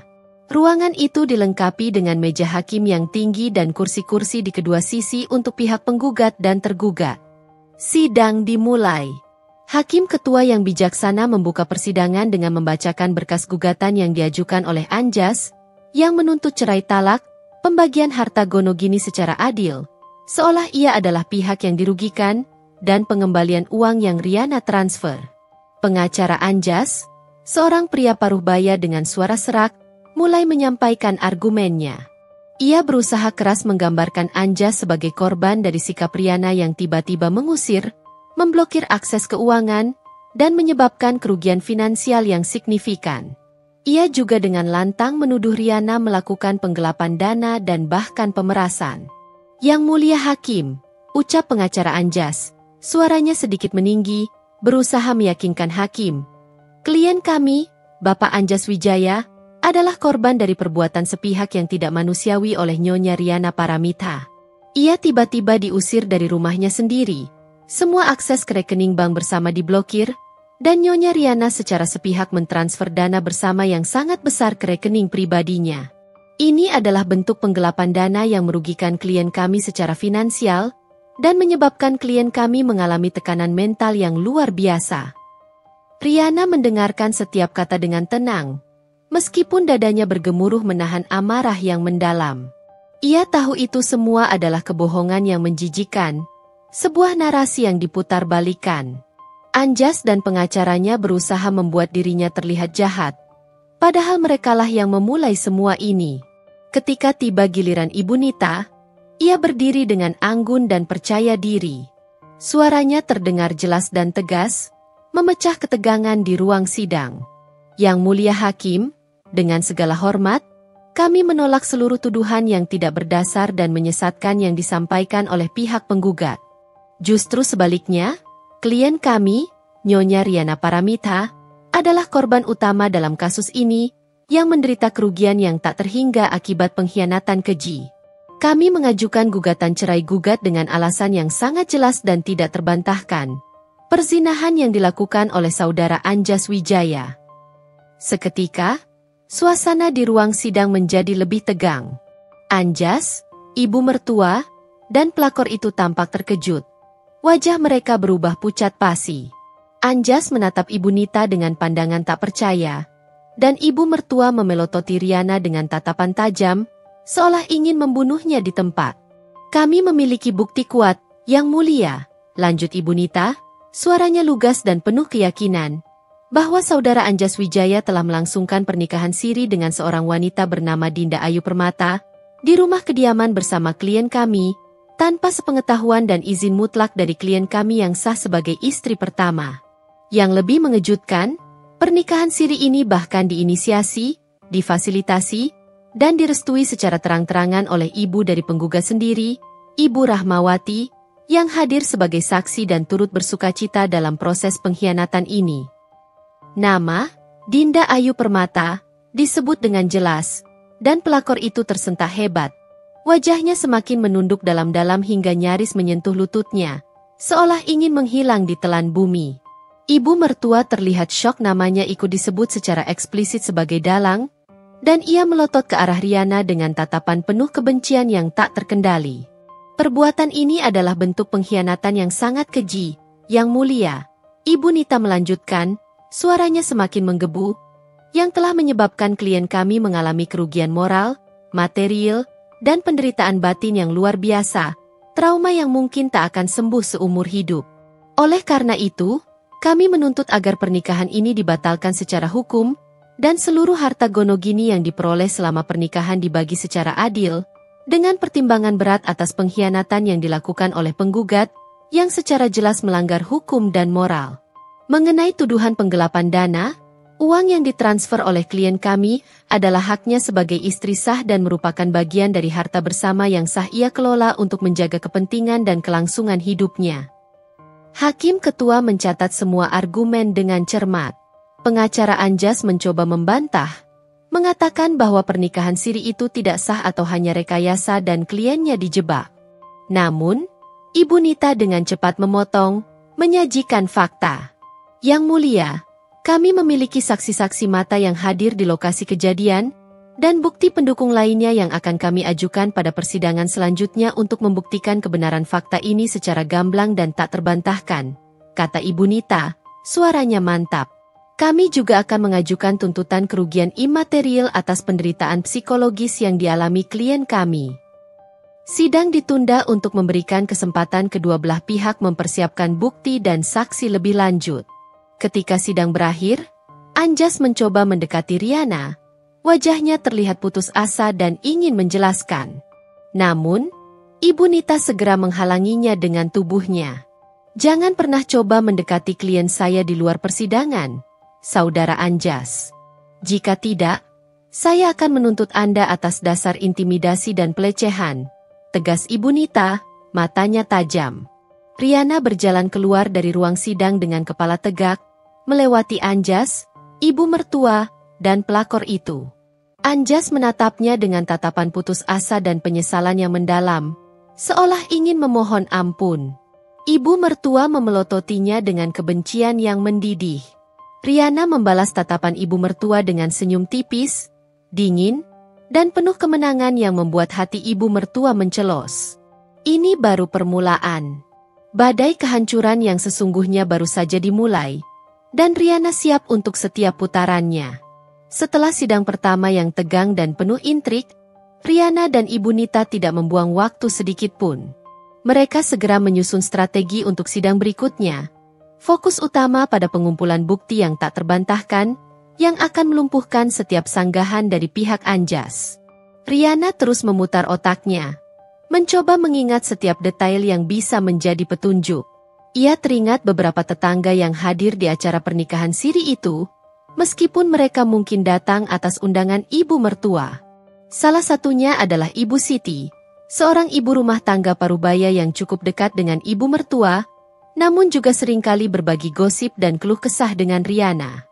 Riana memutuskan untuk mendekati Ibu Siti terlebih dahulu, menggunakan pendekatan yang halus namun tegas. Bu Siti, saya tahu ibu ada di rumah saya waktu itu, kan? Kata Riana saat menemui Ibu Siti di rumahnya beberapa hari setelah sidang pertama. Nadanya tenang, namun ada ketegasan yang tak bisa disembunyikan. Saya mohon, Bu, saya harap ibu bisa bicara jujur di pengadilan. Ini demi keadilan. Ibu Siti awalnya tampak sangat ragu dan takut. Wajahnya pucat. Aduh, Riana, saya takut sekali sama Bu Rahmawati. Dia kan orangnya keras, temperamental, dan sering mengancam. Bagaimana kalau nanti dia marah pada saya? Riana menatap Ibu Siti lekat-lekat, mencoba membaca ekspresi wanita di hadapannya. Ia membiarkan sedikit kepedihan dan keputusasaan muncul di suaranya, sebuah taktik untuk melunakkan hati Ibu Siti. Ibu mau melihat kebohongan dan pengkhianatan ini dibiarkan begitu saja? Ibu mau melihat orang yang tidak bersalah seperti saya menderita dan terus diinjak-injak harga dirinya? Apa ibu tidak kasihan pada saya? Saya hanya ingin keadilan, Bu Siti, keadilan yang murni. Dan ibu adalah saksi mata kunci yang bisa membantu saya mendapatkan itu. Akhirnya, setelah beberapa bujukan yang sabar dan jaminan perlindungan penuh dari Ibu Nita melalui sambungan telepon, Ibu Siti setuju untuk bersaksi. Ia bahkan mengungkapkan detail mengejutkan bahwa ibu mertua yang secara spesifik memintanya untuk datang dan, yang lebih penting, untuk merahasiakan seluruh acara tersebut dari Riana. Keterangan Ibu Siti menjadi bukti awal yang sangat berharga, menguatkan dugaan adanya konspirasi. Selain Ibu Siti, Riana juga teringat ada seorang tukang catering yang datang saat itu, serta seorang fotografer amatir yang disewa oleh ibu mertua untuk mengabadikan momen pernikahan siri tersebut. Ibu Nita segera memerintahkan tim investigasinya untuk melacak dan menghubungi mereka berdua. Setiap orang yang terlibat, sekecil apapun perannya, akan menjadi potensi saksi bagi kita, Riana, jelas Ibu Nita dalam salah satu pertemuan mereka. Kita butuh kesaksian yang konsisten, berurutan, dan meyakinkan untuk membuktikan bahwa pernikahan siri itu benar-benar terjadi, direncanakan secara sengaja di belakangmu, dan melibatkan banyak pihak. Namun, keberuntungan benar-benar berpihak pada Riana, jauh lebih dari yang ia duga. Salah satu teman Ibu Siti, yang juga hadir di acara itu dan secara pribadi tidak menyukai sikap ibu mertua yang sering merendahkan orang lain, diam-diam merekam sebagian kecil prosesi pernikahan siri tersebut menggunakan ponselnya. Video singkat itu, meskipun sedikit buram dan singkat, menunjukkan dengan jelas momen krusial. Anjas mengucapkan ijab kabul, Dinda Ayu Permata yang tersenyum penuh kemenangan di sampingnya, dan ibu mertua yang terlihat sangat antusias, bahkan sesekali mengangguk bangga sebagai saksi utama di belakang mereka. Suara sah dari para hadirin juga terdengar jelas di rekaman itu, menggetarkan ruang sidang nanti. Ini emas, Riana. Emas, seru Ibu Nita dengan gembira. Matanya berbinar-binar saat melihat video itu untuk pertama kalinya. Bukti video adalah raja di persidangan. Ini akan melumpuhkan semua argumen mereka bahwa itu hanya rekayasa atau tidak sah. Mereka tidak akan bisa mengelak lagi. Riana merasakan dadanya berdebar kencang. Kali ini bukan karena takut, melainkan karena kepuasan yang dingin. Kebenciannya sedikit terobati dengan bukti tak terbantahkan ini. Bagaimana dengan aset mereka, Bu Nita? Apa ada kabar terbaru? Ibu Nita mengangguk. Senyum tipis terukir di bibirnya. Tim investigasi kita menemukan beberapa hal menarik. Ternyata Anjas memiliki sebuah rekening tabungan di bank lain yang tidak pernah kamu ketahui. Rekening yang sering menerima transfer dana dalam jumlah besar. Selain itu, ada beberapa transfer mencurigakan dari rekening itu ke rekening Dinda Ayu Permata dalam beberapa bulan terakhir. Jumlahnya signifikan. Dan yang lebih menarik lagi, ada aset berupa sebidang tanah kosong atas nama ibu mertua yang baru dibeli 6 bulan lalu, tepat sebelum Anjas berangkat dinas luar kota. Kita akan meminta agar semua itu masuk dalam daftar sita marital dan pembagian harta Gonogini. Pada sidang kedua, suasana jauh lebih tegang dari sidang sebelumnya. Pengacara Anjas terlihat lebih defensif, raut wajahnya tegang, sementara Anjas dan ibu mertua tampak sangat gelisah dan terus berbisik-bisik. Dinda Ayu Permata, sang pelakor, bahkan terlihat sangat pucat dan terus menunduk, seperti ingin menghindari tatapan siapapun. Ibu Nita memulai dengan memanggil Ibu Siti sebagai saksi pertama. Ibu Siti, meskipun sedikit gugup di awal, menceritakan dengan jujur dan lugas apa yang ia lihat dan dengar pada hari pernikahan siri itu, termasuk peran ibu mertua dalam mengatur semuanya. Kesaksiannya yang detail dan konsisten membuat Anjas dan ibu mertua semakin terpojok. Mereka bahkan mencoba menginterupsi beberapa kali namun dihentikan oleh hakim. Pengacara Anjas mencoba menyerang kredibilitas Ibu Siti, menuduhnya berbohong atau dibayar oleh Riana. Namun Ibu Nita dengan sigap membela dan menunjukkan rekam jejak Ibu Siti sebagai warga yang baik. Kemudian, dengan gerakan yang dramatis, Ibu Nita meminta izin hakim untuk memutar bukti video. Layar proyektor diturunkan, dan rekaman buram namun jelas itu mulai diputar. Suasana ruang sidang menjadi hening total, seolah semua orang menahan napas. Terlihat Anjas mengucapkan ijab kabul dengan lantang, wajah Dinda yang tersenyum penuh kemenangan di sampingnya, dan ibu mertua yang tersenyum puas di samping mereka. Suara sah dari para saksi juga terdengar jelas, menggelegar di ruang sidang, menjadi bukti tak terbantahkan. Anjas langsung memalingkan wajahnya, rahangnya mengeras, wajahnya menunjukkan campuran rasa malu dan marah. Ibu mertua melotot ke arah layar, wajahnya memerah padam, urat di lehernya menonjol, seolah ingin menghancurkan proyektor itu. Dinda Ayu Permata, sang pelakor, langsung menangis terisak dan menutupi wajahnya dengan kedua tangan. Bahunya bergetar hebat, seolah tak kuat menghadapi kenyataan yang terekspos. Hakim menatap serius ke arah rekaman itu, lalu mengalihkan pandangannya ke arah Anjas dan ibu mertua dengan sorot mata yang tidak bisa disembunyikan, sorot kekecewaan dan kemarahan. "Yang mulia," ujar Ibu Nita, suaranya tenang namun penuh kemenangan. Bukti visual ini secara jelas dan tak terbantahkan menunjukkan adanya perbuatan perzinahan dan pernikahan siri yang dilakukan oleh saudara Anjas Wijaya dengan Dinda Ayu Permata, yang difasilitasi dan direstui sepenuhnya oleh Ibu Rahmawati. Ini bukan hanya pengkhianatan dalam sebuah pernikahan, Yang Mulia, ini adalah pelanggaran hukum dan moral yang berat, serta merupakan sebuah kejahatan terhadap hati nurani dan keadilan.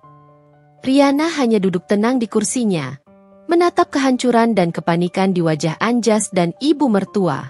Ini baru babak awal dari skenario besar yang ia siapkan. Ia tahu, perang masih jauh dari selesai, tapi kemenangan kecil ini terasa sangat manis, seperti tetesan madu di tengah lautan pahit. Intervensi dari Paman Harsono menjadi sinyal jelas bagi Riana dan Ibu Nita bahwa pihak Anjas tidak akan menyerah begitu saja. Mereka akan menggunakan segala cara, termasuk jalur non-hukum, untuk menekan Riana. Karangan bunga duka cita yang misterius itu semakin menguatkan dugaan Riana tentang taktik intimidasi mereka. Namun, alih-alih takut, Riana justru merasa semakin bersemangat. Permainan ini semakin menarik. Beberapa hari setelah panggilan dari Paman Harsono dan insiden karangan bunga, serangkaian kejadian aneh mulai terjadi. Tagihan listrik rumah Riana tiba-tiba melonjak drastis, padahal ia sudah sangat hemat dalam penggunaan energi. Kemudian, ia menerima beberapa surat tagihan fiktif atas namanya dari berbagai e-commerce dan layanan langganan yang tidak pernah ia gunakan. Ada juga beberapa telepon misterius yang masuk, dengan suara-suara aneh atau hanya hening. Riana tahu ini adalah upaya untuk mengganggu stabilitas mentalnya, membuatnya frustrasi dan kelelahan. Ibu Nita, dengan pengalamannya, telah mengantisipasi manuver-manuver licik seperti ini. Ini adalah upaya sistematis untuk membuatmu tertekan. Riana, jelas Ibu Nita dalam salah satu pertemuan mereka di kantornya. Mereka ingin kamu menyerah sebelum kita mencapai klimaks di pengadilan. Jangan terpancing. Setiap insiden ini justru bisa kita jadikan bukti tambahan tentang itikat buruk mereka. Ibu Nita segera menyarankan Riana untuk memasang kamera pengawas di sekitar rumah, terutama di bagian depan dan belakang. Ia juga menyarankan Riana untuk mengganti nomor telepon pribadinya dan menggunakan nomor khusus untuk keperluan hukum saja. Selain itu, tim Ibu Nita mulai mendalami catatan telepon Anjas dan ibu mertua. Mereka mencurigai adanya kontak intens antara Anjas dan Paman Harsono, serta kemungkinan Anjas mencoba mengalihkan beberapa aset lagi. Kita tidak bisa membiarkan mereka lolos dengan menyembunyikan aset, tegas Ibu Nita. Kasus seperti ini seringkali melibatkan aset yang disembunyikan atas nama keluarga atau pihak ketiga. Tim investigasi Ibu Nita bekerja cepat. Mereka berhasil melacak beberapa transaksi besar dari rekening baru Anjas ke rekening atas nama Paman Harsono. Jumlahnya cukup signifikan, mengindikasikan adanya upaya pengalihan dana untuk menghindari pembagian gonogini. Selain itu, mereka juga menemukan bukti bahwa ibu mertua telah meminjamkan sejumlah besar uang kepada seorang kerabat jauhnya beberapa bulan terakhir. Sebuah tindakan yang mencurigakan mengingat ia tidak memiliki sumber penghasilan tetap selain dari tunjangan Anjas. Ini semua adalah bukti bahwa mereka bersekongkol. Riana, ujar Ibu Nita sambil menunjukkan laporan investigasi. Anjas mencoba menyembunyikan uangnya melalui pamannya, dan Ibu Rahmawati juga mencoba mengamankan dana dengan meminjamkannya ke kerabat. Mereka panik, dan ini adalah tanda bahwa mereka takut kalah. Riana merasakan kepuasan dingin melihat bukti-bukti itu. Luar biasa, Bu Nita. Jadi, mereka tidak akan bisa mengelak lagi. Tepat sekali, jawab Ibu Nita dengan senyum tipis. Kita akan ajukan bukti-bukti ini di sidang berikutnya. Hakim akan melihat pola penipuan dan itikat buruk mereka. Namun, pertempuran di balik layar tidak hanya melibatkan keuangan. Suatu malam, saat Riana pulang dari kantor Ibu Nita, ia merasa diikuti. Ia mempercepat langkahnya, jantungnya berdebar kencang. Ketika ia tiba di depan rumahnya, ia melihat sebuah mobil hitam misterius parkir di kejauhan. Sebuah bayangan gelap melintas cepat saat Riana membuka gerbang. Ia buru-buru masuk dan mengunci pintu. Ini adalah intimidasi fisik. Keesokan harinya, Ibu Nita menyarankan Riana untuk sesekali menginap di tempat aman atau meminta bantuan teman dekatnya untuk menemani. Keamananmu adalah prioritas utama, Riana. Mereka mungkin akan semakin nekat. Riana mengangguk. Ia tidak akan membiarkan dirinya merasa takut. Justru sebaliknya, setiap manuver licik mereka, setiap upaya intimidasi, hanya menambah bahan bakar bagi api dendamnya. Ia tahu ia berada di jalur yang benar. Mereka yang memulai perang ini, dan ia akan memastikan merekalah yang kalah telak. Ia sudah tak sabar menunggu sidang berikutnya, di mana ia akan menjatuhkan pukulan telak lainnya.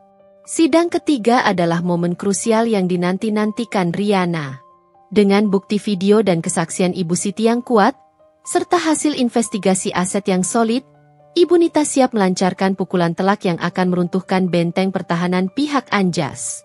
Riana datang ke gedung pengadilan dengan perasaan campur aduk, tegang, namun juga penuh antisipasi dan haus akan keadilan. Ia tahu, hari ini adalah hari di mana Anjas dan ibu mertua akan merasakan konsekuensi pahit dari keserakahan, kebohongan, dan pengkhianatan mereka.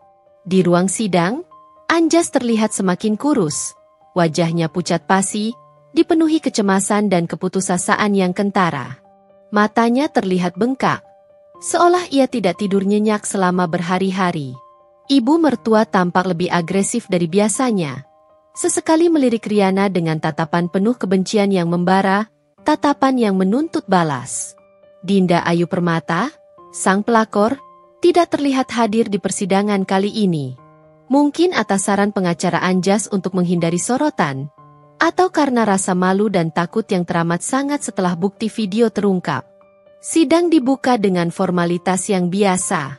Hakim ketua duduk di singgasananya. Tatapannya menyapu seluruh ruangan. Ibu Nita langsung mengambil alih, berdiri di hadapan meja hakim dengan aura yang mengintimidasi. Yang mulia hakim, suaranya lantang dan jelas, memenuhi setiap sudut ruangan. Setelah kami mengajukan bukti video dan kesaksian saksi kunci yang tak terbantahkan pada sidang sebelumnya, yang secara gamblang membuktikan adanya perzinahan dan pernikahan siri yang dilakukan oleh penggugat, Saudara Anjas Wijaya. Kami kini ingin mengajukan permohonan penetapan sita marital atas seluruh aset yang dimiliki oleh Saudara Anjas Wijaya, baik yang terdaftar atas namanya maupun yang diduga dialihkan, secara licik kepada pihak ketiga. Pengacara Anjas langsung berdiri, wajahnya menunjukkan keterkejutan dan kemarahan. Yang mulia, keberatan. Ini adalah upaya untuk memiskinkan klien kami secara tidak adil. Tuduhan pengalihan aset tidak berdasar dan hanya fitnah. Ia membela dengan nada tinggi. Ibu Nita tersenyum tipis. Senyum yang dingin dan penuh percaya diri, membuat pengacara lawan terlihat semakin tidak meyakinkan. Keberatan ditolak, Yang mulia. Kami memiliki bukti yang kuat dan tak terbantahkan untuk mendukung permohonan sita marital ini. Ia kemudian menyerahkan setumpuk dokumen tebal kepada hakim, dan salinannya kepada pihak Anjas. Kami telah melakukan investigasi menyeluruh, Yang mulia. Kami menemukan adanya rekening bank tersembunyi atas nama Saudara Anjas Wijaya di Bank X, yang tidak pernah dilaporkan dalam daftar aset bersama kami.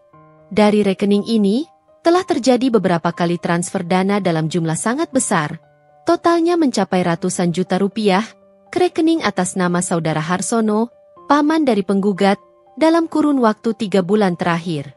Ini jelas merupakan upaya pengalihan aset yang disengaja untuk menghindari pembagian harta Gonogini.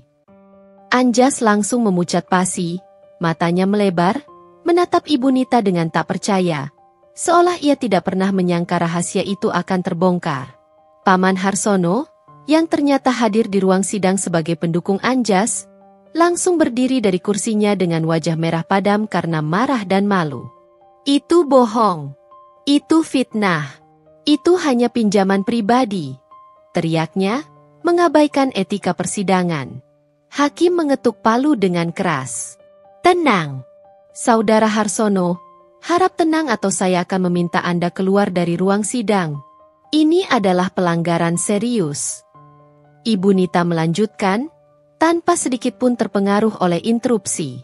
Selain itu, Yang Mulia, kami juga menemukan bukti bahwa Ibu Rahmawati, ibu dari penggugat, telah membeli sebidang tanah kosong yang cukup luas di daerah strategis 6 bulan yang lalu, tepat sebelum pernikahan siri dilangsungkan. Dana pembelian tanah ini diduga kuat berasal dari saudara Anjas Wijaya, yang merupakan upaya lain untuk menyembunyikan aset. Kami memiliki bukti transfer dari rekening Anjas ke rekening Ibu Rahmawati yang jumlahnya sesuai dengan harga tanah tersebut, serta akta jual beli tanah yang menunjukkan pembelian tunai. Kali ini, ibu mertua yang terlihat syok berat. Wajahnya memerah padam, tangannya gemetar, dan ia menatap Anjas dengan tatapan marah dan kecewa yang tak bisa disembunyikan, seolah menyalahkan Anjas karena kecerobohannya yang tidak bisa menjaga rahasia. Ia tidak pernah menyangka Ibu Nita bisa melacak transaksi sejauh itu dan mengungkap penyamarannya. Yang Mulia, kata Ibu Nita, suaranya kini lebih tegas dan menusuk dari sebelumnya. Semua bukti ini secara gamblang menunjukkan adanya itikat buruk dan persekongkolan yang terencana antara penggugat, Ibu Rahmawati, dan Saudara Harsono, untuk menyembunyikan dan mengalihkan aset dari klien kami, Nyonya Riana Paramita, dalam rangka menghindari kewajiban hukum. Oleh karena itu, kami memohon agar permohonan sita marital ini dikabulkan, dan aset-aset yang tersembunyi tersebut, rekening tersembunyi dan tanah yang dialihkan, segera dibekukan dan dimasukkan ke dalam daftar harta gonogini yang akan diputuskan kemudian. Pengacara Anjas mencoba membela diri, mengatakan bahwa transaksi itu adalah pinjaman pribadi atau investasi keluarga yang tidak ada hubungannya dengan harta gonogini. Namun, argumennya terdengar sangat lemah dan tidak meyakinkan di hadapan bukti-bukti yang disajikan Ibu Nita. Ia hanya bisa terbata-bata, tidak mampu membantah fakta-fakta yang telah dibongkar.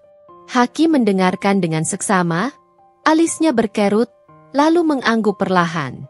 Setelah meninjau bukti-bukti di tangannya, ia mengambil keputusan. Mengingat bukti-bukti yang kuat dan relevan yang telah diajukan oleh pihak tergugat, yang menunjukkan adanya upaya pengalihan aset secara tidak sah, pengadilan mengabulkan permohonan penetapan sita marital atas seluruh aset saudara Anjas Wijaya yang terbukti dimiliki, termasuk rekening bank yang baru terungkap dan aset tanah yang diduga dialihkan kepada Ibu Rahmawati. Seluruh aset tersebut akan dibekukan dan masuk dalam daftar harta gonogini yang akan diputuskan kemudian. Suara palu hakim berdentum nyaring, mengakhiri putusan. Dentum. Anjas langsung tertunduk lesu. Bahunya merosot, seolah semua bebannya menimpa dirinya sekaligus. Ibu mertua tampak sangat marah dan frustasi. Ia berdiri dan menatap Riana dengan sorot mata yang penuh kebencian yang mendalam. Lebih dari sebelumnya, wajahnya merah padam karena amarah dan rasa malu yang luar biasa. Paman Harsono pun terlihat sangat kecewa dan marah. Wajahnya keruh. Riana hanya menatap mereka dengan tatapan dingin, tanpa ekspresi berlebihan. Tidak ada kegembiraan meledak-ledak, hanya kepuasan yang dalam dan tenang. Ini adalah pukulan telak pertama yang nyata, yang akan sangat melumpuhkan mereka. Mereka telah kehilangan kendali atas sebagian besar aset mereka. Ini baru permulaan dari kehancuran finansial yang ia janjikan. Putusan sita marital yang dijatuhkan hakim menjadi berita buruk yang tak terhindarkan bagi Anjas dan ibu mertua. Ini adalah pukulan finansial yang menyakitkan. Namun, Riana tahu, pukulan material saja tidak cukup untuk membalas luka yang telah mereka torehkan. Ia ingin mereka merasakan kehinaan yang sama, rasa malu yang membakar hingga ke sumsum tulang, dan kehancuran reputasi yang tak bisa diperbaiki, bahkan dengan bertonton uang sekalipun.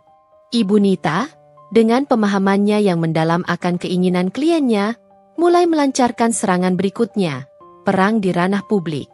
Beberapa hari setelah putusan sita marital diumumkan, gelombang informasi mulai bergerak. Berita tentang gugatan cerai Anjas Wijaya oleh istrinya, Riana Paramita, dengan tuduhan perzinahan dan pernikahan siri yang diinisiasi serta disokong oleh ibu kandungnya sendiri, mulai menyebar bagai api di padang kering. Informasi ini tidak hanya terbatas pada lingkungan dekat mereka atau lingkaran pengadilan. Dengan keahlian Ibu Nita dalam memanfaatkan media dan jejaring informasi, kasus ini segera menjadi konsumsi publik, menjangkau halayak luas. Awalnya, berita itu muncul dari celah-celah digital. Beberapa akun gosip anonim di media sosial dan forum diskusi online yang populer di Indonesia. Detail tentang bagaimana Anjas dinikahi secara siri di rumahnya sendiri, keterlibatan aktif ibu mertua sebagai dalang utama, dan bahkan upaya pengalihan aset yang licik untuk menghindari pembagian harta, dibagikan secara gamblang, seolah-olah ada seseorang di dalam lingkaran itu yang membocorkannya. Tentu saja, ini adalah hasil kerja cerdas tim Ibu Nita. Komentar-komentar pedas dan sumpah serapah dari warganet, yang dikenal sangat vokal dan emosional terhadap isu-isu perselingkuhan dan pengkhianatan dalam rumah tangga, langsung membanjiri kolom diskusi. Dasar suami tidak tahu diri. Sudah punya istri cantik, mapan, malah selingkuh, pakai acara kawin siri di rumah istri sah pula. Otak di mana? Ibu mertua macam apa itu? Bukannya menasihati anaknya malah jadi kompor dan dalang kehancuran. Ibunya juga sama bejatnya dengan anaknya, bibit bebet bobotnya sama. Pantasan uangnya ditransfer ke rekening paman sama beli tanah diam-diam.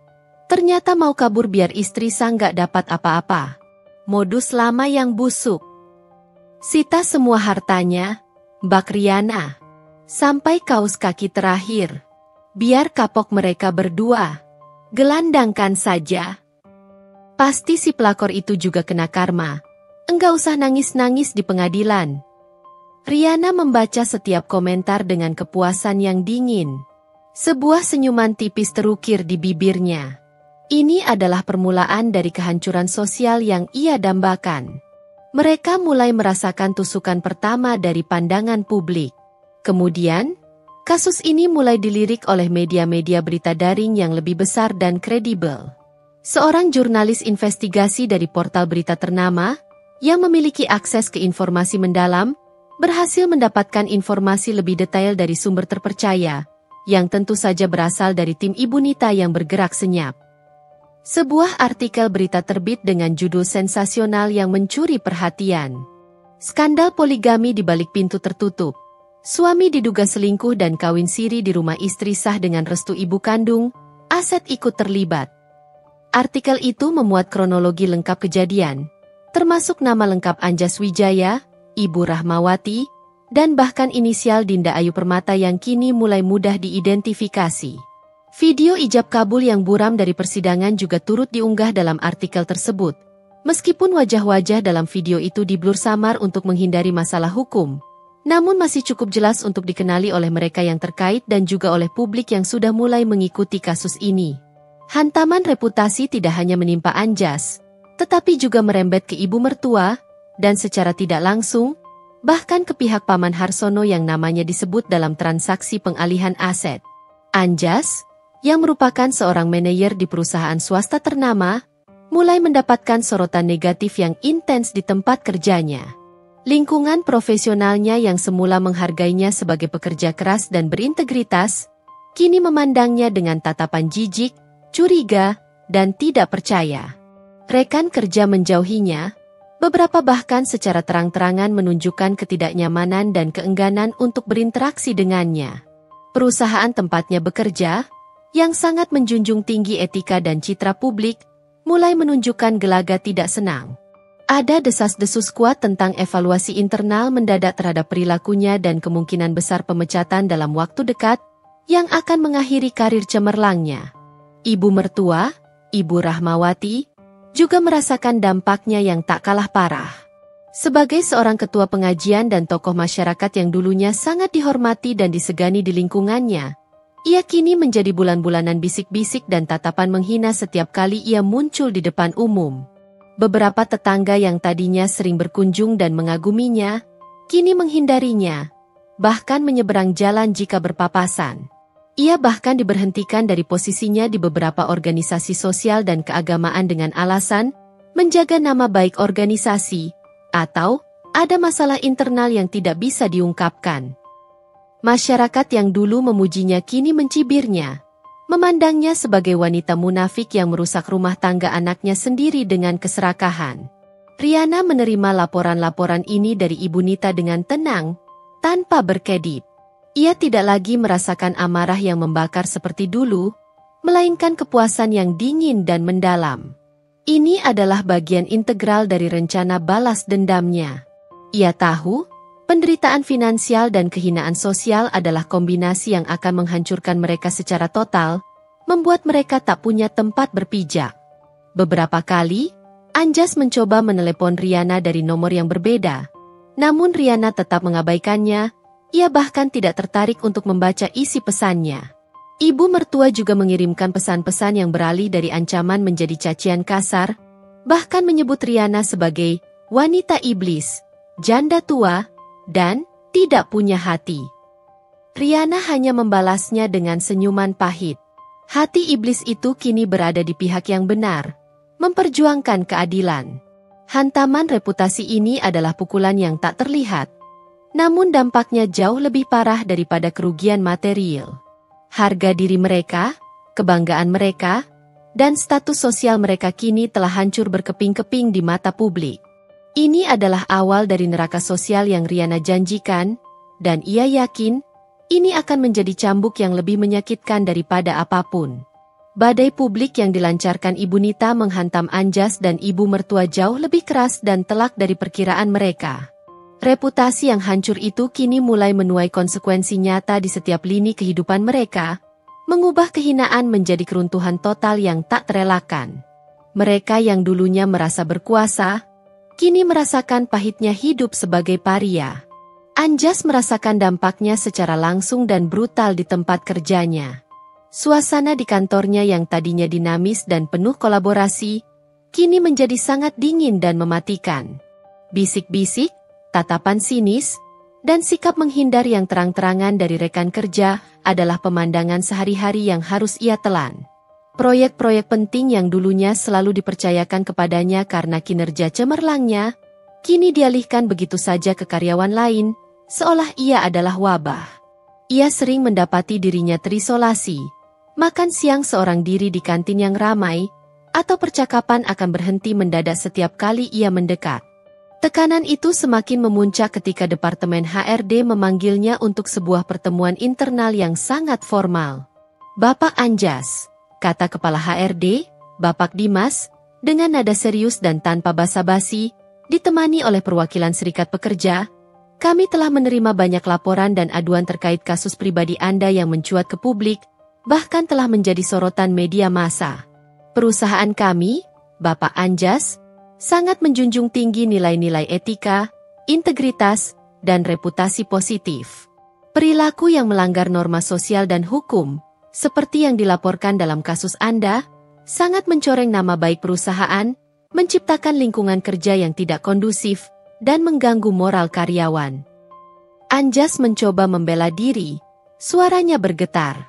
Ia berusaha menjelaskan bahwa itu adalah masalah pribadi yang dilebih-lebihkan oleh media, dan Riana hanya ingin membalas dendam.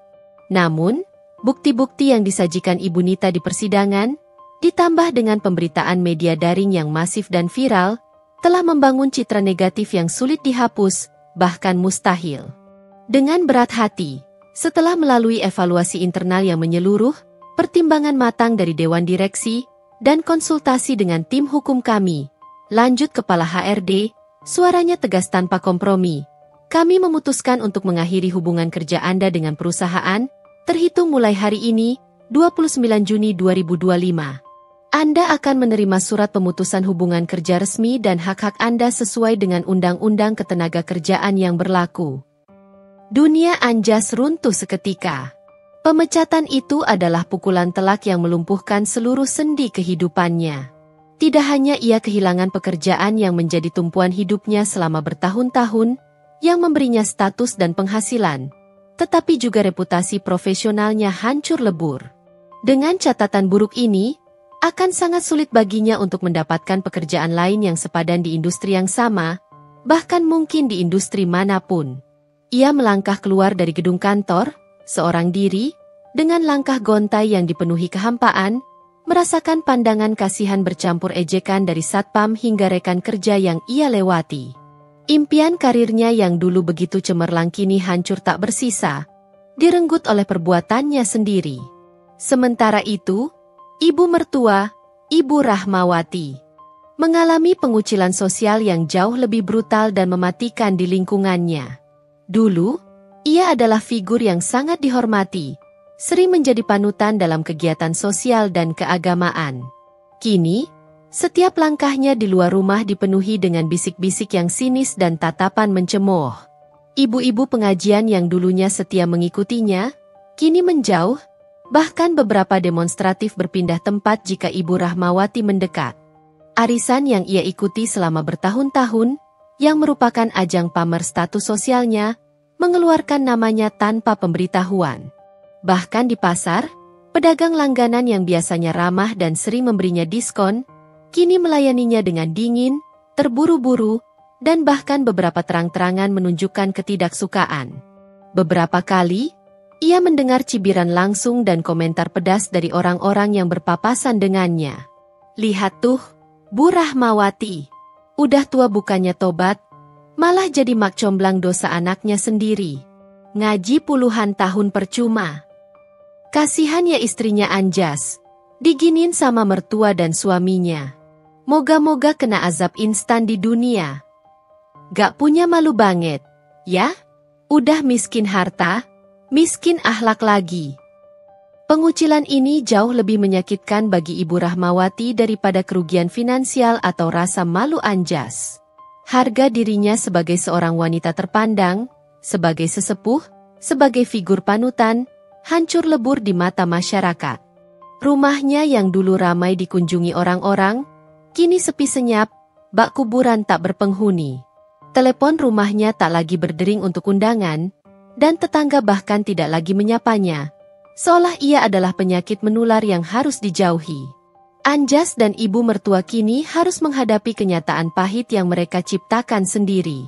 Rekening mereka dibekukan, sebagian besar aset dalam sengketa, Anjas kehilangan pekerjaan, dan mereka menjadi paria di masyarakat, dikucilkan dan direndahkan.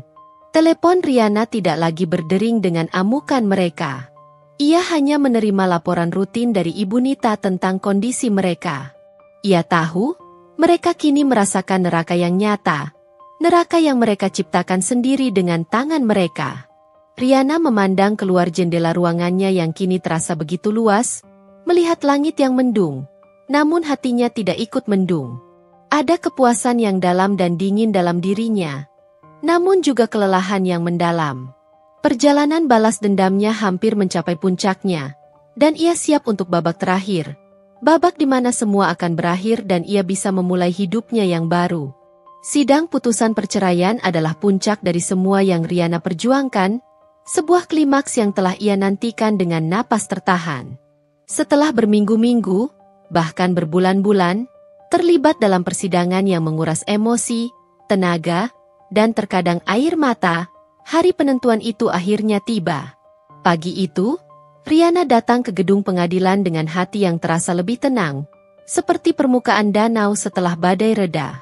Ada semacam kedamaian yang dingin dalam dirinya, bukan karena dendamnya akan terpenuhi, ia tahu itu hanya ilusi, tetapi karena ia tahu penderitaan yang ia alami akan segera berakhir, dan sebuah bab baru dalam hidupnya akan dimulai. Di ruang sidang, suasana terasa sangat berat. Anjas, yang duduk di sisi berlawanan, terlihat sangat berbeda. Ia tampak seperti bayangan dirinya yang dulu gagah dan percaya diri. Tubuhnya kurus, pipinya cekung, dengan mata yang tampak kosong dan penuh penyesalan. Rambutnya terlihat sedikit beruban, seolah waktu telah berjalan lebih cepat untuknya. Ibu mertua juga terlihat menua drastis. Wajahnya keriput dalam, rambutnya memutih lebih banyak, dan sorot matanya yang dulu angkuh kini dipenuhi oleh keputusasaan yang mendalam. Aura arogansi dan kesombongan yang dulu menyelimutinya kini lenyap, digantikan oleh ekspresi kekalahan. Dinda Ayu Permata, sang pelakor, tidak lagi hadir di persidangan ini. Ia telah menghilang sepenuhnya dari kehidupan Anjas, sebuah bukti nyata bahwa hubungan mereka rapuh, hanya didasari nafsu dan keuntungan sesaat, dan tidak mampu bertahan dalam badai.